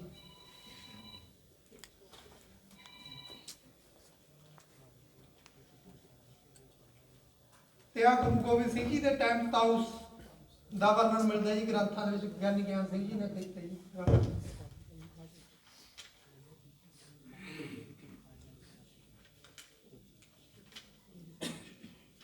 ਤੇ ਭਾਈ ਮਨੀ ਸਿੰਘ ਜੀ ਵੀ ਦੁਤਾਰਾ ਲੈ ਕੇ ਖੁਦ ਅਕਾਲ ਹਰਮੰਦਰ ਸਾਹਿਬ ਕੀਰਤਨ ਕਰਦੇ ਰਹੇ ਆ ਜੀ। ਮੈਂ ਚਾਹੁੰਦਾ ਜੀ ਜੇ ਇਹ ਮਤਲਬ ਕੱਲੇ ਇਹਦੇ ਨਾਲ ਆਪਾਂ ਰਬਾਬ ਤੇ, ਚਲੋ ਇਹਨਾਂ ਦੀ ਬਹੁਤ ਵਧੀਆ ਸ਼ੁਰੂਆਤ ਹੈ, ਭਾਈ ਮਰਦਾਨਾ ਜੀ ਨੂੰ ਨਾਲ ਆਪਾਂ ਤੰਤੀ ਸਾਜ਼ਾਂ ਵੱਲ ਖਿਆਲ ਕੀਤਾ, ਬਾ ਆਪਾਂ ਅੱਗੇ ਨੂੰ ਹੋਰਾਂ ਸਾਜ਼ਾਂ ਵੱਲ ਵੀ ਕਰਕੇ ਜੀ ਇਹਨਾਂ ਦਾ ਉਹ ਕਰ ਸਕੀਏ ਜੀ। ਚਲੋ ਮੈਂ ਕੋਈ ਵਿਦਵਾਨ ਨਹੀਂ ਜੀ, ਚਲੋ ਮੈਂ ਜੋ ਪੇਸ਼ ਕਰ ਸਕਿਆ, ਧੰਨਵਾਦ ਜੀ।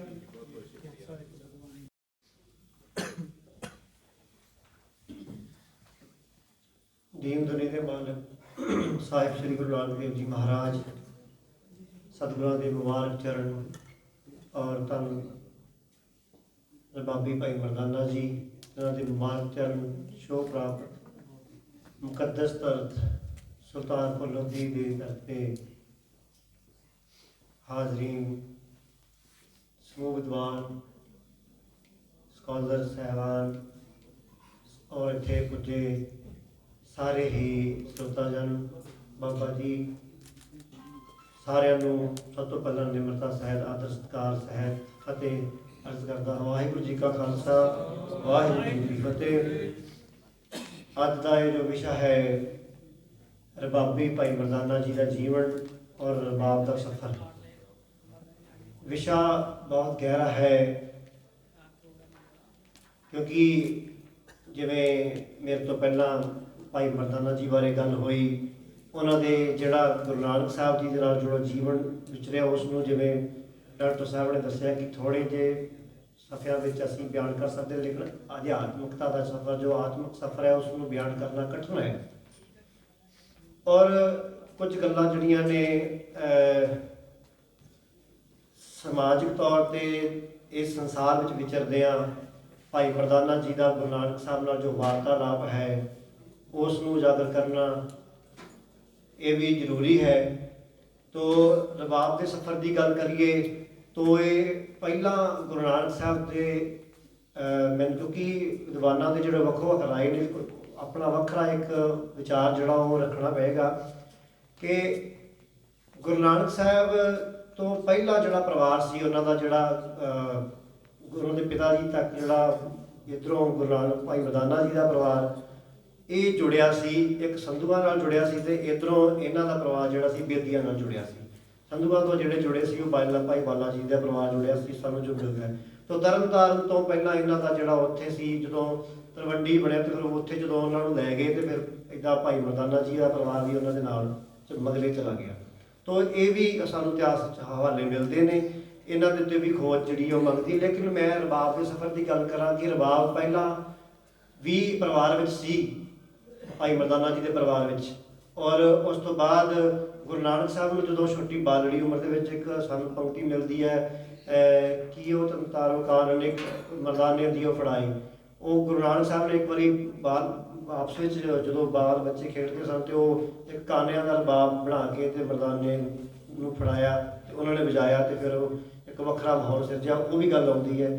ਤੋਂ ਬਾਅਦ ਵਿੱਚ ਰਬਾਬ ਦੇ ਸਫ਼ਰ ਦੀ ਗੱਲ ਕਰੀਏ, ਕੋਈ 4 ਤਾਰ ਆਏ, ਕੋਈ 5 ਤਾਰ ਆਏ, ਕੋਈ 7 ਤਾਰ ਆਏ, ਫਿਰ ਤਲਬਾਂ ਦੀ ਸਹਾਇਤਾ, ਕਿਉਂਕਿ ਇੱਕ ਸੰਗੀਤ ਦਾ ਵਿਦਿਆਰਥੀ ਹੋਣ ਦੇ ਨਾਤੇ ਮੈਂ ਇਹ ਗੱਲ ਸਾਹਮਣੇ ਰੱਖਾਂ ਕਿ ਜਿਹੜੀਆਂ ਰਬਾਬ ਦੇ ਵਿੱਚ ਤਾਰਾਂ ਦਾ ਸੰਬੰਧ ਹੈ, ਉਦੋਂ ਤਾਂਤ ਦੀ ਤਾਰ ਜਿਹੜੀ ਆ ਉਹ ਜਿਹੜਾ ਜਵਾਨ ਬੱਕਰਾ ਸੀ ਉਹਦੇ ਆਂਗਲਾਂ ਦੀ ਤਾਰ ਨੂੰ ਵਰਤਿਆ ਜਾਂਦਾ ਸੀ। ਉਹ ਤਾਰ ਅੱਜ ਜਿਹੜਾ ਅਸੀਂ ਰਬਾਬ ਸੁਣਿਆ ਹੈ, ਇਹਦੀ ਸ਼ਕਲ ਸਰੋਤ ਵਰਗੀ, ਔਰ ਇਹ ਰਬਾਬ ਦੇ ਉੱਤੇ ਜਿਹੜੀਆਂ ਤਾਰਾਂ ਸੀ ਉਹ ਸੀ ਨਾਇਲਨ ਦੀਆਂ, ਲੇਕਿਨ ਜੋ ਉਦੋਂ ਰਬਾਬ ਵੱਜਦਾ ਸੀ ਉਹਦੀਆਂ ਤਾਰਾਂ ਜਿਹੜੀਆਂ ਸੀ ਤੰਤੀ, ਜਿਹੜਾ ਬੱਕਰੇ ਦੇ ਅੰਦਰ ਦੀ ਜਿਹੜਾ ਤਾਰ ਬਣਦੀ ਸੀ ਗੰਭੀਰ ਉਹ ਗੰਭੀਰਤਾ ਪ੍ਰਗਟ ਕਰਦੀ ਸੀ। ਔਰ ਕਈ ਵਾਰੀ ਅਸੀਂ ਧਰੁਪਦ ਦੀ ਗੱਲ ਕਰਦੇ ਹਾਂ, ਧਰੁਪਦ ਗਾਇਨ ਸ਼ੈਲੀ ਦਾ ਜਿਹੜਾ ਰਵਾਬ ਹੈ, ਕਿਉਂਕਿ ਧਰੁਪਦ ਗਾਇਨ ਸ਼ੈਲੀ ਤਾਨਸੇਨ ਨਾਲ ਜਾਂ ਉਹਨਾਂ ਦੇ ਉਸਤਾਦ ਦੇ ਨਾਲ ਹਰਦਾਸ ਜੀ ਨਾਲ ਅਸੀਂ ਸੁਣਦੇ ਹਾਂ। ਅਤੇ ਮਰਦਾਨਾ ਜੀ ਸਾਨੂੰ ਮਾਣ ਹੈ, ਅੱਜ ਸ਼ਾਸਤਰੀ ਸੰਗੀਤ ਦਾ ਪਿਤਾਮਾ ਸਾਡਾ ਭਾਈ ਬਾਬਾ ਮਰਦਾਨਾ ਹੈ। ਸਾਡਾ ਬਾਬਾ ਮਰਦਾਨਾ ਹੀ ਹੈ।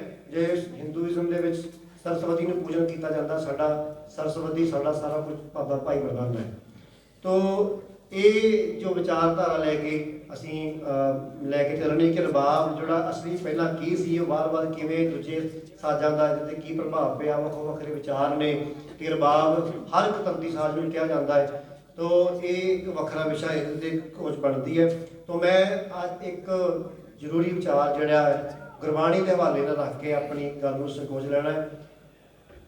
ਬਾਬਾ ਭਾਈ ਮਰਦਾਨਾ ਜੀ ਦਾ ਜਿਹੜਾ ਸ਼ਬਦ ਆਉਂਦੇ ਨੇ, 3 ਸ਼ਬਦ ਆਉਂਦੇ ਨੇ ਸਾਹਿਬ ਸ੍ਰੀ ਗੁਰੂ ਗ੍ਰੰਥ ਸਾਹਿਬ ਜੀ ਦੇ 58 ਅੰਗ 533 ਦੇ ਉੱਪਰ ਮਰਦਾਨਾ 1, ਉਹਦੇ ਵਿੱਚ ਮਰਦਾਨਾ ਜਿਹੜਾ ਸਰਲੇਖ ਲਿਆ ਗਿਆ ਹੈ, ਉਹ ਮੈਂ ਆਪਣੇ ਹਿਸਾਬ ਨਾਲ ਆਪਣੇ ਵਿਚਾਰ ਨਾਲ ਉਹਨੂੰ ਦੇਖਣ ਦਾ ਯਤਨ ਕੀਤਾ ਹੈ। ਤੇ ਉਹ ਆਪ ਜੀ ਆਪਣੀ ਵੀ ਸੂਝ ਦੇ ਸਕਦੇ ਜੋ, ਕਿਉਂਕਿ ਮੇਰੇ ਤੋਂ ਬਾਅਦ ਵੀ ਜੋ ਬੁਲਾਰੇ ਬੋਲਣਗੇ ਉਹ ਇਸ ਵਿਚਾਰ ਨੂੰ ਦਿਸ਼ਾ ਜੇ ਕੋਈ ਦੇਣਾ ਚਾਹਵੇ ਤਾਂ ਮੈਂ ਮੁਬਾਰਕ। ਮਰਦਾਨੇ ਦਾ ਆਖਰੀ ਅਰਥ ਜਿਹੜਾ ਹੈ ਉਹ ਬਹਾਦਰ ਸੂਰਮਾ ਲਿਆ ਗਿਆ ਹੈ। 1084 ਅੰਗ ਦੇ ਉੱਤੇ ਜਾਗੋ ਮਿਹਰ ਮਿਹਰ ਮਿਹਰਬਾਨਾ ਸੋਈ ਮਰਦ ਮਰਦ ਮਰਦਾਨਾ, ਜਿਹਦੇ ਤੇ ਮਾਲਕ ਦੀ ਕਿਰਪਾ ਹੋ ਜਾਵੇ ਉਹ ਹੀ ਬਹਾਦਰ ਸੂਰਮਾ ਹੋ ਕੇ ਨਿਕਲਦਾ। ਇਸ ਸੰਸਾਰ ਦੇ ਵਿਖਮ ਅਖਾੜੇ ਵਿੱਚੋਂ ਵੀ ਵਿਕਾਰਾਂ ਦੇ ਵਿੱਚੋਂ ਸੁਰਖਰੂ ਹੋ ਕੇ ਉੱਚ ਮਤ ਨੂੰ ਧਾਰਨ ਕਰਕੇ ਜੋ ਪ੍ਰਾਪਤ ਹੋ ਜਾਂਦਾ ਹੈ ਤਾਂ ਉਹ ਵੀ ਇੱਕ ਬਹਾਦਰ ਸੂਰਮਾ ਹੈ। ਜਾਂ ਹਰ ਰੰਗ ਲਾਗੋ ਜੋ ਮੈਂ ਸੋ ਕਹੀਏ ਤਾਂ ਸੁਰਾਂ ਦੀ ਸੰਖਿਆ ਅਨੁਸਾਰ। ਤੋ ਇੱਥੇ ਮਰਦਾਨਾ ਜਿਹੜਾ ਸ਼ਬਦ ਹੈ ਉਹ ਵੀ ਇੱਕ ਪਹਿਲੀਆਂ 3 ਪੰਕਤੀਆਂ ਦੇ ਵਿੱਚ ਕਲ ਕਲਵਾਲੀ ਕਾਮ ਮਦ ਮਨੁਆ, ਕਲ ਕਲਵਾਲੀ ਕਾਮ ਮਦ ਮਨੁਆ ਪੀਵਨਹਾਰ। ਤੋ ਕਲਯੁਗ ਦੇ ਸਮੇਂ ਦੇ ਵਿੱਚ ਭਾਈ ਮਰਦਾਨਾ ਗੁਰੂ ਨਾਨਕ ਸਾਹਿਬ ਜੀ ਨੂੰ ਜਦੋਂ ਵਾਰਤਾਲਾਪ ਕਰਦੇ ਹੋਣਗੇ ਵੀ ਗੁਰੂ ਸਾਹਿਬ ਜੀ ਇਹ ਕਲਯੁਗ ਦਾ ਭਿਆਨਕ ਸਮੇਂ ਦੇ ਵਿੱਚ ਮਨੁੱਖ ਦੀ ਸੋਚ, ਮਨੁੱਖ ਦੇ ਮਨ ਦੀ ਜਿਹੜੀ ਬਿਰਤੀ ਹੈ ਉਹ ਕੈਸੀ ਬਣ ਗਈ ਹੈ ਕਿ ਇਹ ਕਾਮ ਦੀ ਵਾਸ਼ਨਾ ਦੇ ਵਿੱਚ ਮਤਲਬ ਗਲਤਾਨ ਹੋ ਕੇ ਮਦ ਉਸ ਮਨੁਆ ਜਿਹੜਾ ਉਹਨੂੰ ਪੀਵ ਰਿਹਾ ਹੈ। ਬਹੁਤ ਸਾਰੇ ਲੋਕਾਂ ਦੀ ਜਿਹੜੀ ਬਿਰਤੀ ਐਸੀ ਬਣ ਗਈ ਹੈ। ਦੂਸਰਾ ਕ੍ਰੋਧ ਕਟੋਰੀ ਮੋਹੇ ਭਰੀ ਪਿਲਾਵਾ ਹੰਕਾਰ, ਕ੍ਰੋਧ ਦੀ ਕਟੋਰੀ ਇਹਦੇ ਮਨ ਦੀ ਜਿਹੜੀ ਮੱਤ ਦੀ ਜਿਹੜੀ ਕਟੋਰੀ ਆ ਕ੍ਰੋਧ ਨਾਲ ਭਰੀ ਹੋਈ ਹੈ ਤੇ ਮੋਹ ਦੇ ਸੰਸਾਰੀ ਮੋਹ ਦੇ ਵਿੱਚ ਇਹ ਹੰਕਾਰ ਦੇ ਵਿੱਚ ਜਿਹੜਾ ਮਨੁੱਖ ਹੈ ਉਹਨੂੰ ਪੀ ਰਿਹਾ ਹੈ। ਤੋ ਮਜਲਸ ਕੂੜੇ ਲੱਭ ਕੀ ਪੀ ਹੋਏ ਖੁਆਰ, ਇੱਦਾਂ ਇਹ ਸਾਰੀਆਂ ਵਕਾਰਾਂ ਦੇ ਇਕੱਠ ਨੂੰ ਲੈ ਕੇ ਤੇ ਖੁਆਰ ਹੋ ਰਿਹਾ ਹੈ ਮਨੁੱਖ। ਤੋ ਇਹ ਮੈਂ ਸਮਝਦਾ ਕਿ ਬਾਬਾ ਭਾਈ ਮਰਦਾਨੇ ਦਾ ਗੁਰੂ ਨਾਨਕ ਸਾਹਿਬ ਨਾਲ ਵਾਰਤਾਲਾਪ ਹੋਵੇਗਾ ਪਹਿਲੀਆਂ 3 ਪੰਕਤੀਆਂ 'ਚ। ਅਗਲੀਆਂ 3 ਪੰਕਤੀਆਂ ਦੇ ਵਿੱਚ ਉਹਦਾ ਜਵਾਬ ਹੈ ਗੁਰੂ ਨਾਨਕ ਸਾਹਿਬ ਵੱਲੋਂ। ਤਾਂ ਮੈਂ ਸਮਝਦਾ ਕਿ ਮਰਦਾਨਾ ਸਰਲੇਖ ਦੇ ਕੇ ਗੁਰੂ ਨਾਨਕ ਸਾਹਿਬ ਨੇ ਇਹਦੇ ਵਿੱਚ ਆਪਣੀ ਗੱਲ ਜਿਹੜੀ ਕੀਤੀ ਹੈ ਕਿ ਕਰਨੀ ਲਾਹਣ ਸਤ ਗੁਣ ਸਤ ਸਰਾ ਕਰ ਸਾਗ। ਉਹਨਾਂ ਨੇ ਕਿਹਾ ਕਿ ਕਰਨੀ ਚੰਗੀ ਕਰਨੀ, ਚੰਗੇ ਸੁਭ ਗੁਣਾਂ ਨੂੰ ਧਾਰਨ ਕਰਨਾ ਤੋ ਉਹਦੇ ਵਿੱਚ ਸਤ ਦਾ ਜਿਹੜਾ ਹੈ ਉਹ ਗੁੜ ਪਾਉਣਾ ਹੈ। ਕਿਉਂਕਿ ਇਹ 3-4 ਚੀਜ਼ਾਂ ਪਾ ਕੇ ਲਾਹਣ ਬਣਾਈ ਜਾਂਦੀ। ਲਾਹਣ ਤੋਂ ਭਾਵ ਜਿਹੜੀ ਸ਼ਰਾਬ ਪੰਜਾਬੀ ਪਹਿਲਾਂ ਕੱਢਦੇ ਰਹੇ, ਅੱਜ ਵੀ ਕੱਢਦੇ ਨੇ ਕਈ, ਸ਼ਰਾਬ ਦਾ ਜਿਹੜਾ ਜਿਹਨੂੰ ਪੀ ਕੇ ਮਦਹੋਸ਼ ਹੋ ਜਾਣਾ। ਤੇ ਉਹ ਕਹਿੰਦੇ ਨੇ ਸਤ ਦੀ ਸ਼੍ਰੇਸ਼ਟ ਸ਼ਰਾਬ ਇਸ ਤਰ੍ਹਾਂ ਦੀ ਤਿਆਰ ਕਰੋ ਜੇ ਤੁਸੀਂ ਪੀਣੀ ਚਾਹੁੰਦੇ ਜੋ, ਤੇ ਇਸ ਤਰ੍ਹਾਂ ਦੀ ਸ਼ਰਾਬ ਦੀ ਗੱਲ ਗੁਰੂ ਨਾਨਕ ਸਾਹਿਬ ਨੇ ਉਸ ਵਿਚਾਰਧਾਰਾ 'ਚੋਂ ਕੀਤੀ। ਤੇ ਜਿਹੜਾ ਲੋਕਾਂ ਦਾ ਖਾਣ ਪਾਣ ਸੀ, ਅੱਜ ਵੀ ਅਸੀਂ ਦੇਖਦੇ ਹਾਂ ਕਿ ਸ਼ਰਾਬ ਦੇ ਨਾਲ ਕੋਈ ਦੂਜੀ ਚੀਜ਼, ਕੋਈ ਰੋਟੀ ਖਾਂਦਾ ਸੀ। ਮੁਸਲਮਾਨਾਂ ਵਿੱਚ ਵੀ ਪਹਿਲਾਂ ਇਹ ਚੀਜ਼ ਵਰਤੀ ਜਾਂਦੀ ਸੀ ਕਿ ਸ਼ਰਾਬ ਦੇ ਨਾਲ ਰੋਟੀ ਖਾਣੀ। ਤਾਂ ਮੰਡੇ ਰੋਟੀਆਂ ਤੋਂ ਭਾਵ ਉਹਨਾਂ ਨੇ ਕਿਹਾ ਕਿ ਗੁਣ ਮੰਡੇ, ਜਿਹੜੀ ਰੋਟੀ ਖਾਣੀ ਹੈ ਉਹ ਗੁਣਾ ਰੂਪੀ ਪ੍ਰਸ਼ਾਦਾ ਤਿਆਰ ਕਰਨਾ ਹੈ ਤੇ ਉਹਨੂੰ ਨਰਮ ਕਰਨ ਵਾਸਤੇ ਜਿਹੜਾ ਘਿਓ ਲਾਇਆ ਜਾਂਦਾ ਹੈ, ਸੀਲ ਘਿਓ, ਸੀਲ ਤੋਂ ਭਾਵ ਚੰਗਾ ਸੁਭਾਅ ਜਿਹੜਾ ਹੈ ਉਹਨੂੰ ਲੈਣਾ ਹੈ। ਤੇ ਸਰਮ ਮਾਸ ਆਹਾਰ ਤੋਂ ਹਿਆ ਨਿਮਰਤਾ ਉਹਦੇ ਵਿੱਚ ਰਹਿ ਕੇ ਇਹ ਮਾਸ ਰੂਪ ਇਸ ਨੂੰ ਛਕਣਾ ਕਰਨਾ ਹੈ। ਤਾਂ ਗੁਰਮੁਖ ਪਾਈਏ ਨਾਨਕਾ ਖਾਧੇ ਜਾਏ ਵਿਕਾਰ। ਤਾਂ ਗੁਰੂ ਦੀ ਮੱਤ ਅਨੁਸਾਰ, ਗੁਰੂ ਦੇ ਸਨਮੁਖ ਹੋ ਕੇ, ਗੁਰੂ ਦੇ ਵਿਚਾਰਾਂ ਨੂੰ ਗ੍ਰਹਿਣ ਕਰਕੇ ਇਹ ਜੋ ਮੱਤ ਧਾਰਨ ਕਰ ਲਈ ਜਾਵੇਗੀ ਤੇ ਫਿਰ ਤੇਰੇ ਜਿਹੜੇ ਇਹ ਵਿਕਾਰ ਜਿਹੜੇ ਖਾਧੇ ਜਾਣਗੇ। ਅਗਲਾ ਸ਼ਬਦ ਕਿਉਂਕਿ 2 ਸ਼ਬਦ ਉਹ ਵੀ ਇਸੇ ਤਰ੍ਹਾਂ ਨੇ ਕਿ ਕਾਇਆ ਦੀ ਗੱਲ ਹੈ, ਕਾਇਆ ਲਾਹਣ ਆਪ ਮਦ, ਵੀ ਕਾਇਆ ਦੇ ਰੂਪੀ ਵਿੱਚ ਮੱਟੀ ਦੇ ਵਿੱਚ, ਮੱਟੀ 'ਚ ਸ਼ਰਾਬ ਬਣਦੀ ਸੀ, ਲਾਹਣ ਬਣਦੀ ਸੀ।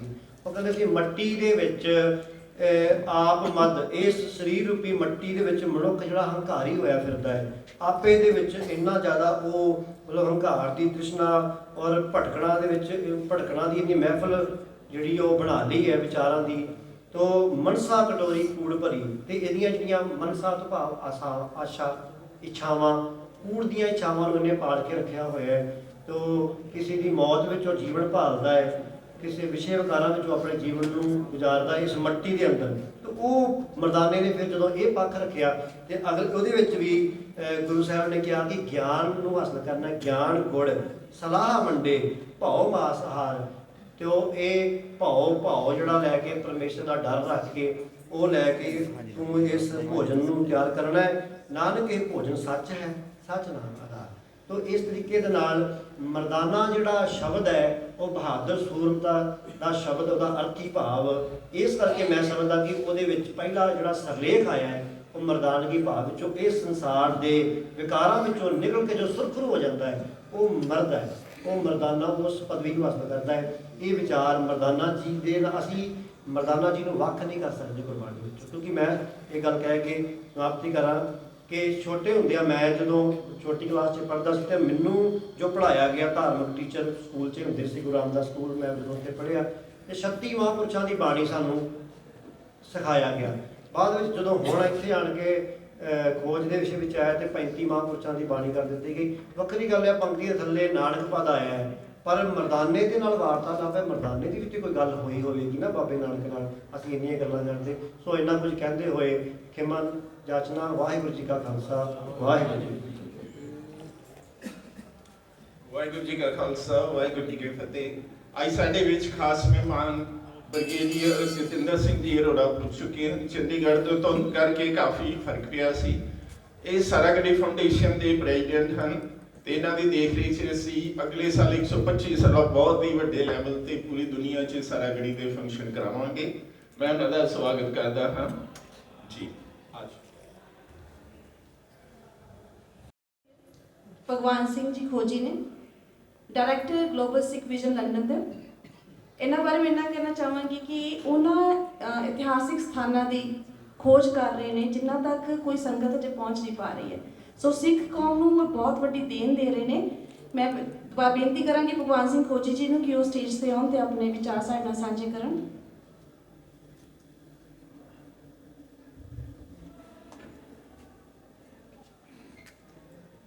ਗੁਰੂ ਪਿਆਰੀ ਸਾਧ ਸੰਗਤ ਜੀ, ਰੂਹ ਤੋਂ ਦਿਲ ਤੋਂ ਭਾਈ ਮਰਦਾਨਾ ਜੀ ਨੂੰ ਯਾਦ ਕਰਦੇ ਹੋਏ, ਕਿਉਂਕਿ ਗੁਰੂ ਨਾਨਕ ਸਾਹਿਬ ਜੀ ਨੇ ਪਰਮਾਤਮਾ ਦੇ ਨਾਮ ਤੋਂ ਵੱਧ ਨਾਮ ਜੇ ਕਿਤੇ ਪੁਕਾਰਿਆ ਹੋਵੇਗਾ 47 ਸਾਲ, ਤਾਂ ਇੱਕੋ ਸ਼ਬਦ ਪੁਕਾਰਿਆ ਹੋਵੇਗਾ ਮਰਦਾਨਿਆਂ, ਮਰਦਾਨਾ ਜੀ।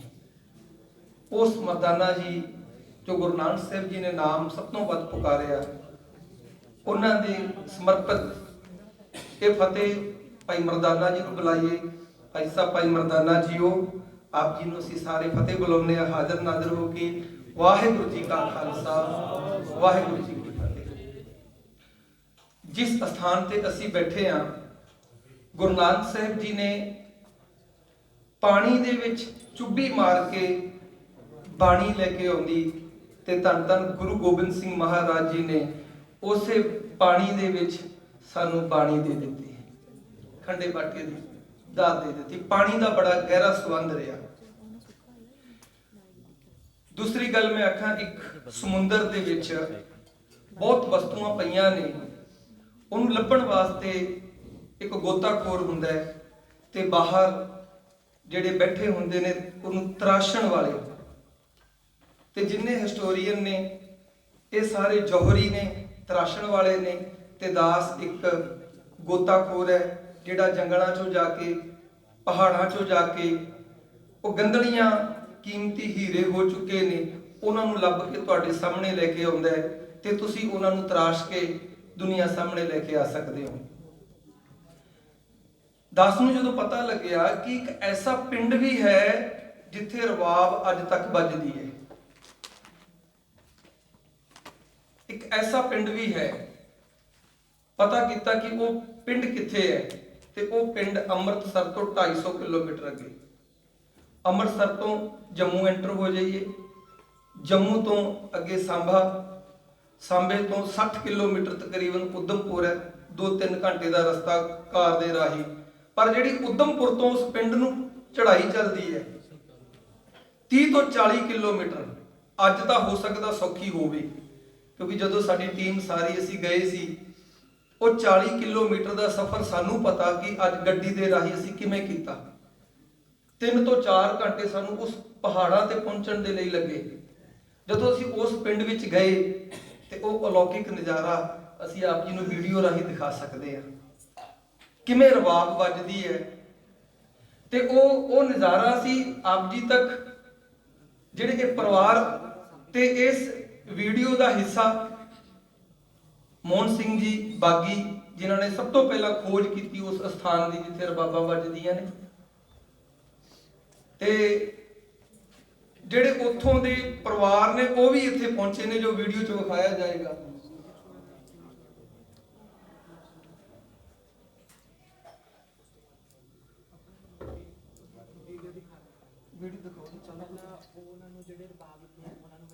ਤੇ ਸਭ ਤੋਂ ਪਹਿਲਾਂ ਅਸੀਂ ਬੇਨਤੀ ਕਰਾਂਗੇ ਕਿ ਜਿਹੜੀ ਉਹ ਰਬਾਬ ਵੀਡੀਓ ਚਾਲੂ ਕਰਨਗੇ ਕਿ ਪਿੰਡ ਵਾਲੇ ਦੱਸਦੇ ਨੇ ਕਿ ਗੁਰੂ ਸਾਹਿਬ ਇੱਥੇ ਆਏ, ਉਹਨੂੰ ਔਗਣਨਾਥ ਦੇਵਤਾ ਵੀ ਕਹਿੰਦੇ ਨੇ। ਵੀ ਸਾਡੇ ਇੱਥੇ ਇੱਕ ਬਜ਼ੁਰਗ ਸੀ ਜਿਹਦੇ ਹੱਥ ਪੈਰ ਨਕਾਰੇ ਸੀ, ਤੇ ਗੁਰੂ ਸਾਹਿਬ ਜੀ ਨੇ ਗੁਰੂ ਸਾਹਿਬ ਜੀ ਦੀ ਸੇਵਾ ਕੀਤੀ ਤੇ ਗੁਰੂ ਸਾਹਿਬ ਜੀ ਖੁਸ਼ ਹੋਏ, ਤੇ ਗੁਰੂ ਸਾਹਿਬ ਜੀ ਨੇ ਕਿਹਾ ਭਾਈ ਉਹਦੇ ਹੱਥ ਪੈਰ ਠੀਕ ਹੋਏ। ਗੁਰੂ ਸਾਹਿਬ ਜੀ ਕਹਿੰਦੇ ਅੱਖਾਂ ਖੋਲੋ, ਉਹਨਾਂ ਦੇ ਹੱਥਾਂ ਦੇ ਵਿੱਚ ਰਬਾਬ ਰੱਖ ਦਿੱਤੀ, ਉਹ ਰਬਾਬ ਅੱਜ ਵੀ ਹੈ। ਉਹ ਕਹਿਣ ਲੱਗੇ ਮੈਂ ਇਹਦੇ ਨਾਲ ਕੀ ਕਰਾਂਗਾ? ਕਹਿਣ ਲੱਗੇ ਕੱਲਾ ਤੂੰ ਨਹੀਂ, ਤੇਰੀਆਂ ਤਾਂ ਪੁਸ਼ਤਾਂ ਵੀ ਇਸ ਰਬਾਬ ਤੋਂ ਰੋਟੀ ਖਾਣਗੀਆਂ। ਤੇ ਅੱਜ ਉਹ ਪੁਸ਼ਤਾਂ ਸਾਡੇ ਕੋਲ ਆ ਕੇ ਬੈਠੀਆਂ ਨੇ, ਜਿਹੜੀਆਂ ਪਿੰਡਾਂ 'ਚ ਜਾ ਕੇ ਭਾਵੇਂ ਉਹ ਕਿਸੇ ਵੀ ਤਰੀਕੇ ਦਾ ਭਜਨ ਕਰਦੀਆਂ ਨੇ, ਪਰ ਉਸ ਰਬਾਬ ਦੇ ਉੱਤੇ ਗੁਰੂ ਨਾਨਕ ਸਾਹਿਬ ਦਾ ਸ਼ਬਦ ਜ਼ਰੂਰ ਗਾਉਂਦੀਆਂ ਨੇ, ਮੂਲ ਮੰਤਰ, ਜਿਹੜਾ ਕਿਸੇ ਨੇ ਸਿਖਾਇਆ ਨਹੀਂ ਜਾ ਕੇ। 1947 ਦੇ ਵਿੱਚ ਸਰਦਾਰ ਮੋਹਨ ਸਿੰਘ ਜੀ ਬਾਗੀ ਬੈਠੇ ਨੇ ਉਦਮਪੁਰ ਦੇ, ਇਹ ਇਕੱਲੇ ਗਏ ਸੀ, ਇਕੱਲੇ ਪੈਦਲ ਗਏ ਸੀ, ਪਾਣੀਆਂ ਦੇ ਵਿੱਚ ਦੀ ਨਿਕਲ ਕੇ ਗਏ ਸੀ। ਜਦੋਂ ਉੱਥੇ ਪਹੁੰਚੇ, ਉਹ ਸਾਰਾ ਗੁਰਦੁਆਰਾ ਸਾਹਿਬ ਸੀ ਖਤਮ ਹੋ ਚੁੱਕਿਆ ਹੈ, ਉਹ ਸਾਰੇ ਦਰਖਤ ਸਾੜ ਦਿੱਤੇ ਗਏ 1984 ਚ। ਉਹ ਸਾਰਾ ਕੁਝ ਅਸੀਂ ਵਿਖਾਵਾਂਗੇ, ਉਹ ਰਬਾਬ ਕਿੱਦਾਂ ਵੱਜਦੀ ਸੀ। ਮੇਰਾ ਮਕਸਦ ਸੀ ਕਿ ਅੱਜ ਰਬਾਬ ਉਹ ਰਬਾਬ ਪਿੰਡ ਚੋਂ ਬਾਹਰ ਨਹੀਂ ਭੇਜਦੇ, ਕਿਉਂਕਿ ਗੁਰੂ ਨਾਨਕ ਸਾਹਿਬ ਦਾ ਰੂਪ ਮੰਨਦੇ ਨੇ ਵੀ ਅਸੀਂ ਰਬਾਬ ਨੂੰ ਬਾਹਰ ਨਹੀਂ ਲਿਜਾ ਸਕਦੇ।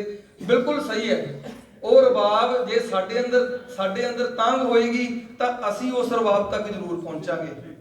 ਤੇ ਮੈਂ ਬੇਨਤੀ ਕਰਾਂਗਾ ਉਸ ਪਰਿਵਾਰ ਨੂੰ, ਜਿਹੜਾ ਪਿਛਲੇ 500 ਸਾਲਾਂ ਤੋਂ ਗੁਰੂ ਨਾਨਕ ਸਾਹਿਬ ਜੀ ਜੋ ਉਹ ਦੱਸਦੇ ਨੇ ਤੁਹਾਡੇ ਸਾਹਮਣੇ ਲੈ ਕੇ ਆ ਰਹੇ ਆ, ਤੇ ਉਹ ਰਬਾਬ ਤੇ ਅੱਜ ਵੀ ਗੁਰੂ ਨਾਨਕ ਸਾਹਿਬ ਦੀ ਕਿਰਪਾ ਦੇ ਨਾਲ ਉਹ ਸਾਰੇ ਰਬਾਬਾਂ ਵਾਲਾ ਪਿੰਡ ਕਿਤੇ ਕਿਤੇ ਜਾ ਕੇ ਰਬਾਬ ਵਜਾ ਕੇ ਅੱਜ ਵੀ ਬਖਸ਼ਿਸ਼ ਪ੍ਰਾਪਤ ਕਰ ਰਹੇ ਨੇ।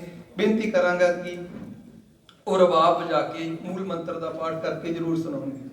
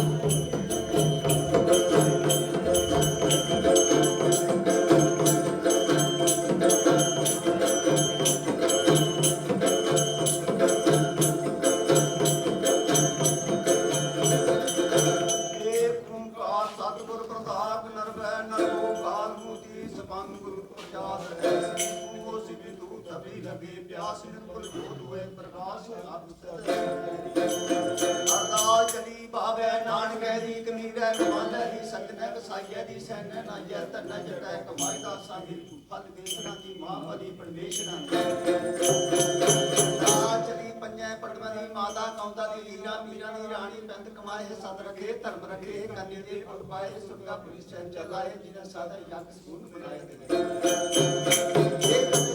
ਵਾਸ ਸੁਣਿਆ ਤੇ ਚੜੇ ਚੜਨੇ ਪਾਈਆਂ ਜੋੜੀਆਂ ਧਾਮ ਧਾਮ ਦੇਣੀਆਂ ਦੁੱਧ ਕਣੇ ਦੇਣਾ ਇੱਕ ਅਰਦਾਸ ਸਹਿਸਤਵਾਰ ਕਰਨਾ ਆਪਣੇ ਮੰਡਲ ਵਿੱਚ ਛਾਇਆ ਕਰਨਾ ਹੈ ਵਾਹਿਗੁਰੂ ਦਾ ਖਾਲਸਾ ਵਾਹਿਗੁਰੂ ਜੀ ਕੀ ਫਤਿਹ।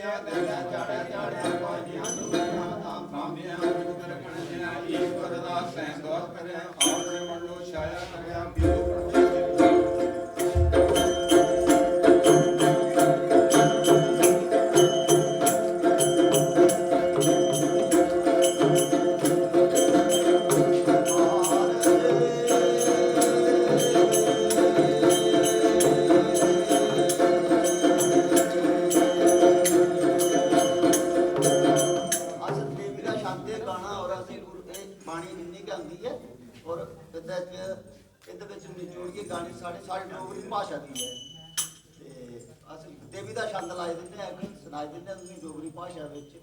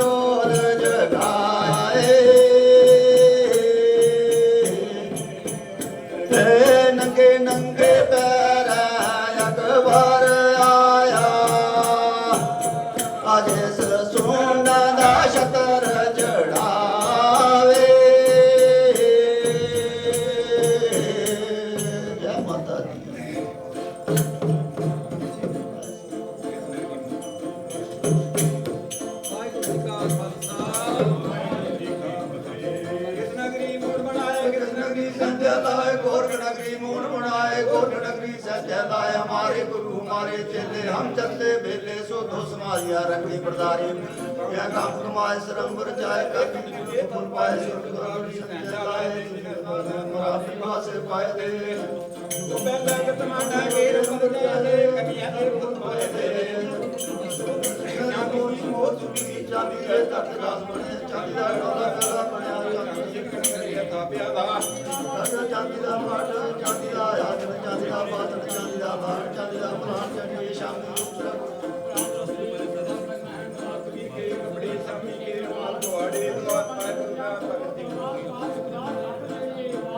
सबकी नाम तेरा सत्य बोले सो निहाल। श्री अकाल।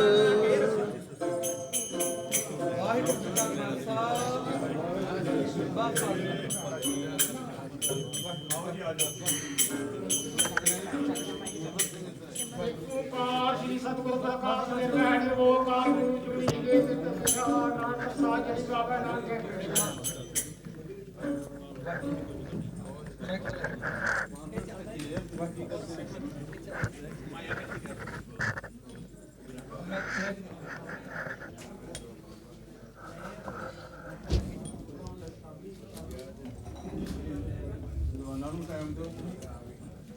ਸੰਗਤ ਜੀ,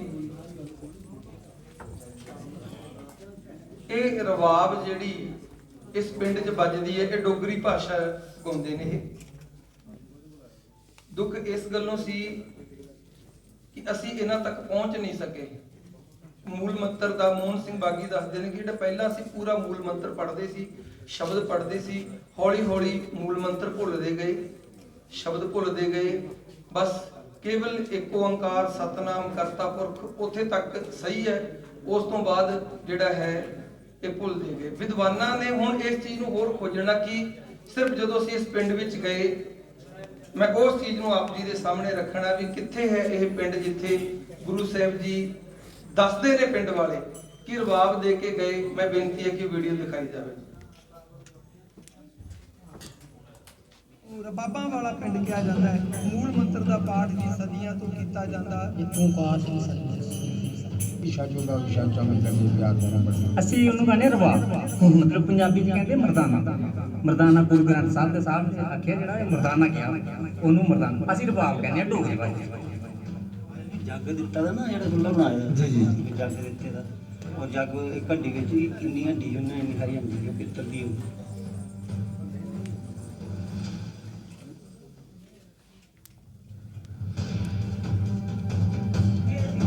ਇਹ ਉਹ ਰਬਾਬ ਹੈ ਜਿਹੜੀ ਕਿ ਸ਼ੇਰ ਮੰਜਲਾ ਪਿੰਡ ਦੇ ਵਿੱਚ ਰਬਾਬ ਪਈ ਹੈ। ਸ਼ੇਰ ਮੰਜਲਾ ਦੇ ਵਿੱਚ ਹੀ ਗੁਰੂ ਨਾਨਕ ਸਾਹਿਬ ਜੀ ਦਾ ਅਸਥਾਨ ਹੈ ਤੇ ਇੱਕ ਰੁੱਖ ਤੁਸੀਂ ਆਹ ਫੋਟੋ ਦੇਖ ਰਹੇ ਹੋ, ਇਹ 1983 ਦੇ ਵਿੱਚ ਸਾੜ ਦਿੱਤਾ ਗਿਆ ਸੀਗਾ। ਵਾਹਿਗੁਰੂ ਜੀ ਕਾ ਖਾਲਸਾ, ਵਾਹਿਗੁਰੂ ਜੀ ਕੀ ਫਤਿਹ। ਅਸੀਂ ਆਖਰ ਪਹੁੰਚ ਹੀ ਗਏ ਜੀ ਉਸ ਪਿੰਡ ਦੇ ਵਿੱਚ ਜਿੱਥੇ ਧੰਨ ਧੰਨ ਗੁਰੂ ਨਾਨਕ ਸਾਹਿਬ ਜੀ ਦੇ ਸਮੇਂ ਦੀ ਰਬਾਬ ਪਈ ਹੈ ਜੀ। ਔਰ ਇਹ ਬਾਕੀ ਜਿਹੜੀਆਂ ਰਬਾਬਾਂ ਤੁਸੀਂ ਵੇਖੋਗੇ ਉਹ ਰਬਾਬਾਂ ਅਫਗਾਨੀ ਰਬਾਬਾਂ ਨੇ, ਪਰ ਜਿਹੜੀ ਇਹ ਰਵਾਬ ਆ ਇਹ 1 2 3 4 5 ਤੇ 6 ਇਹ 6 ਤਾਰਾਂ ਵਾਲੀ ਰਬਾਬ ਹੈ ਜਿਹੜੀ ਜੀ ਜੋ ਦੱਸਦੇ ਨੇ ਪਿੰਡ ਦੇ ਵਿੱਚ। ਕਿਉਂਕਿ ਪੂਰੇ ਵਰਲਡ ਵਿੱਚ ਕਿਤੇ ਵੀ ਹੋਰ ਇਸੇ ਤਰੀਕੇ ਦੀ ਆਪਾਂ ਨੂੰ ਰਬਾਬ ਨਹੀਂ ਮਿਲੀ ਜਿੰਨੇ ਵੀ ਅਸਥਾਨ ਨੇ, ਪਰ ਇਸ ਜਗ੍ਹਾ ਤੇ ਗੁਰੂ ਨਾਨਕ ਸਾਹਿਬ ਦਾ ਅਸਥਾਨ ਵੀ ਹੈ ਜੀ।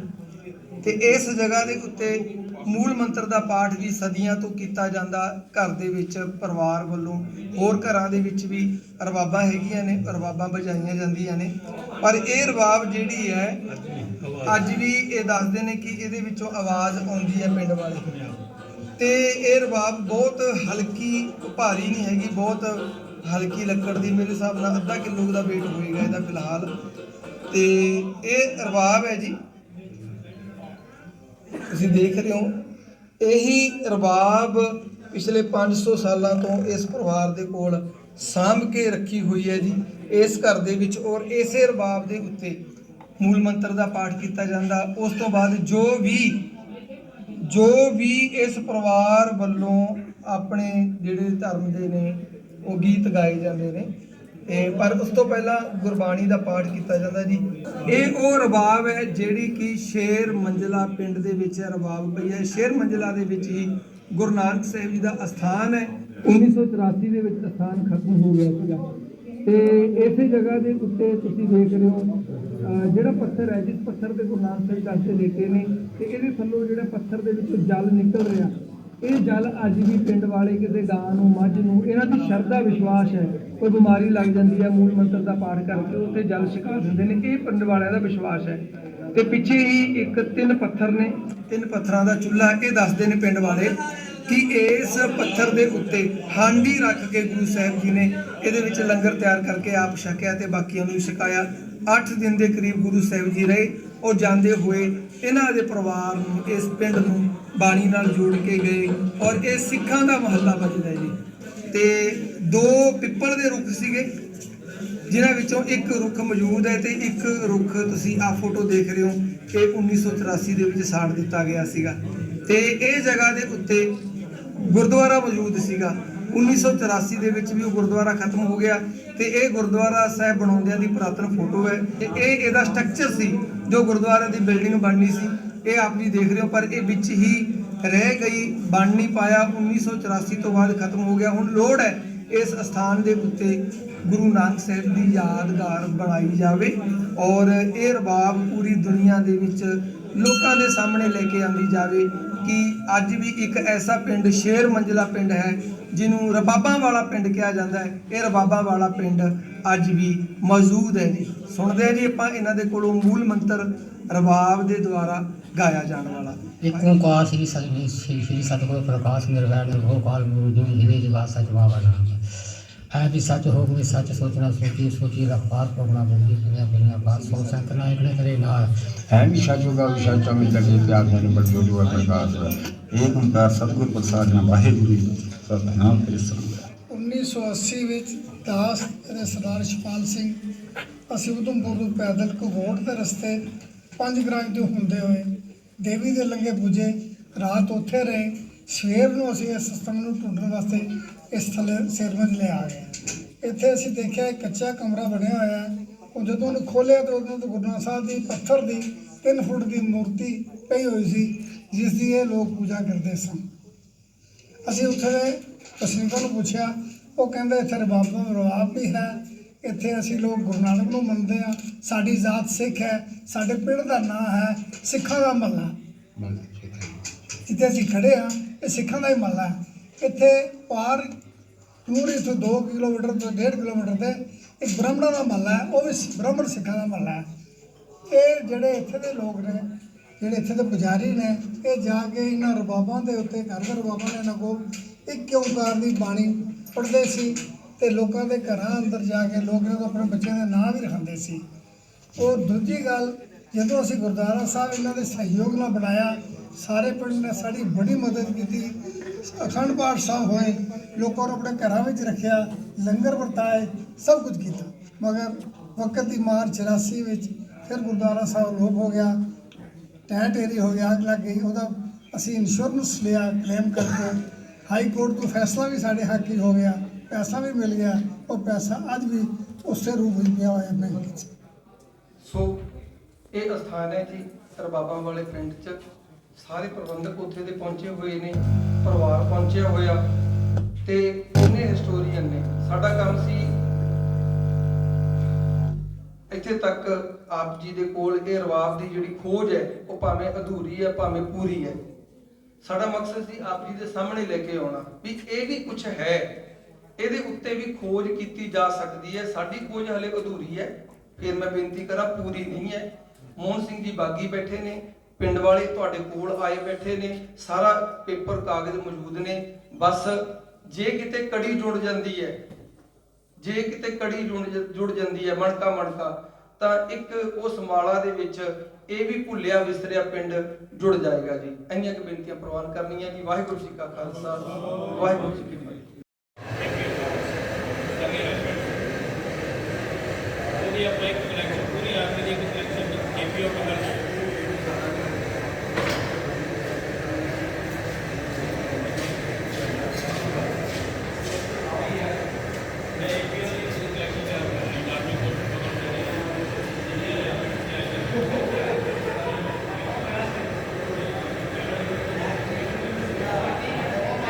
ਭਾਈ ਮਰਦਾਨਾ ਜੀ ਹੈ ਨਾ।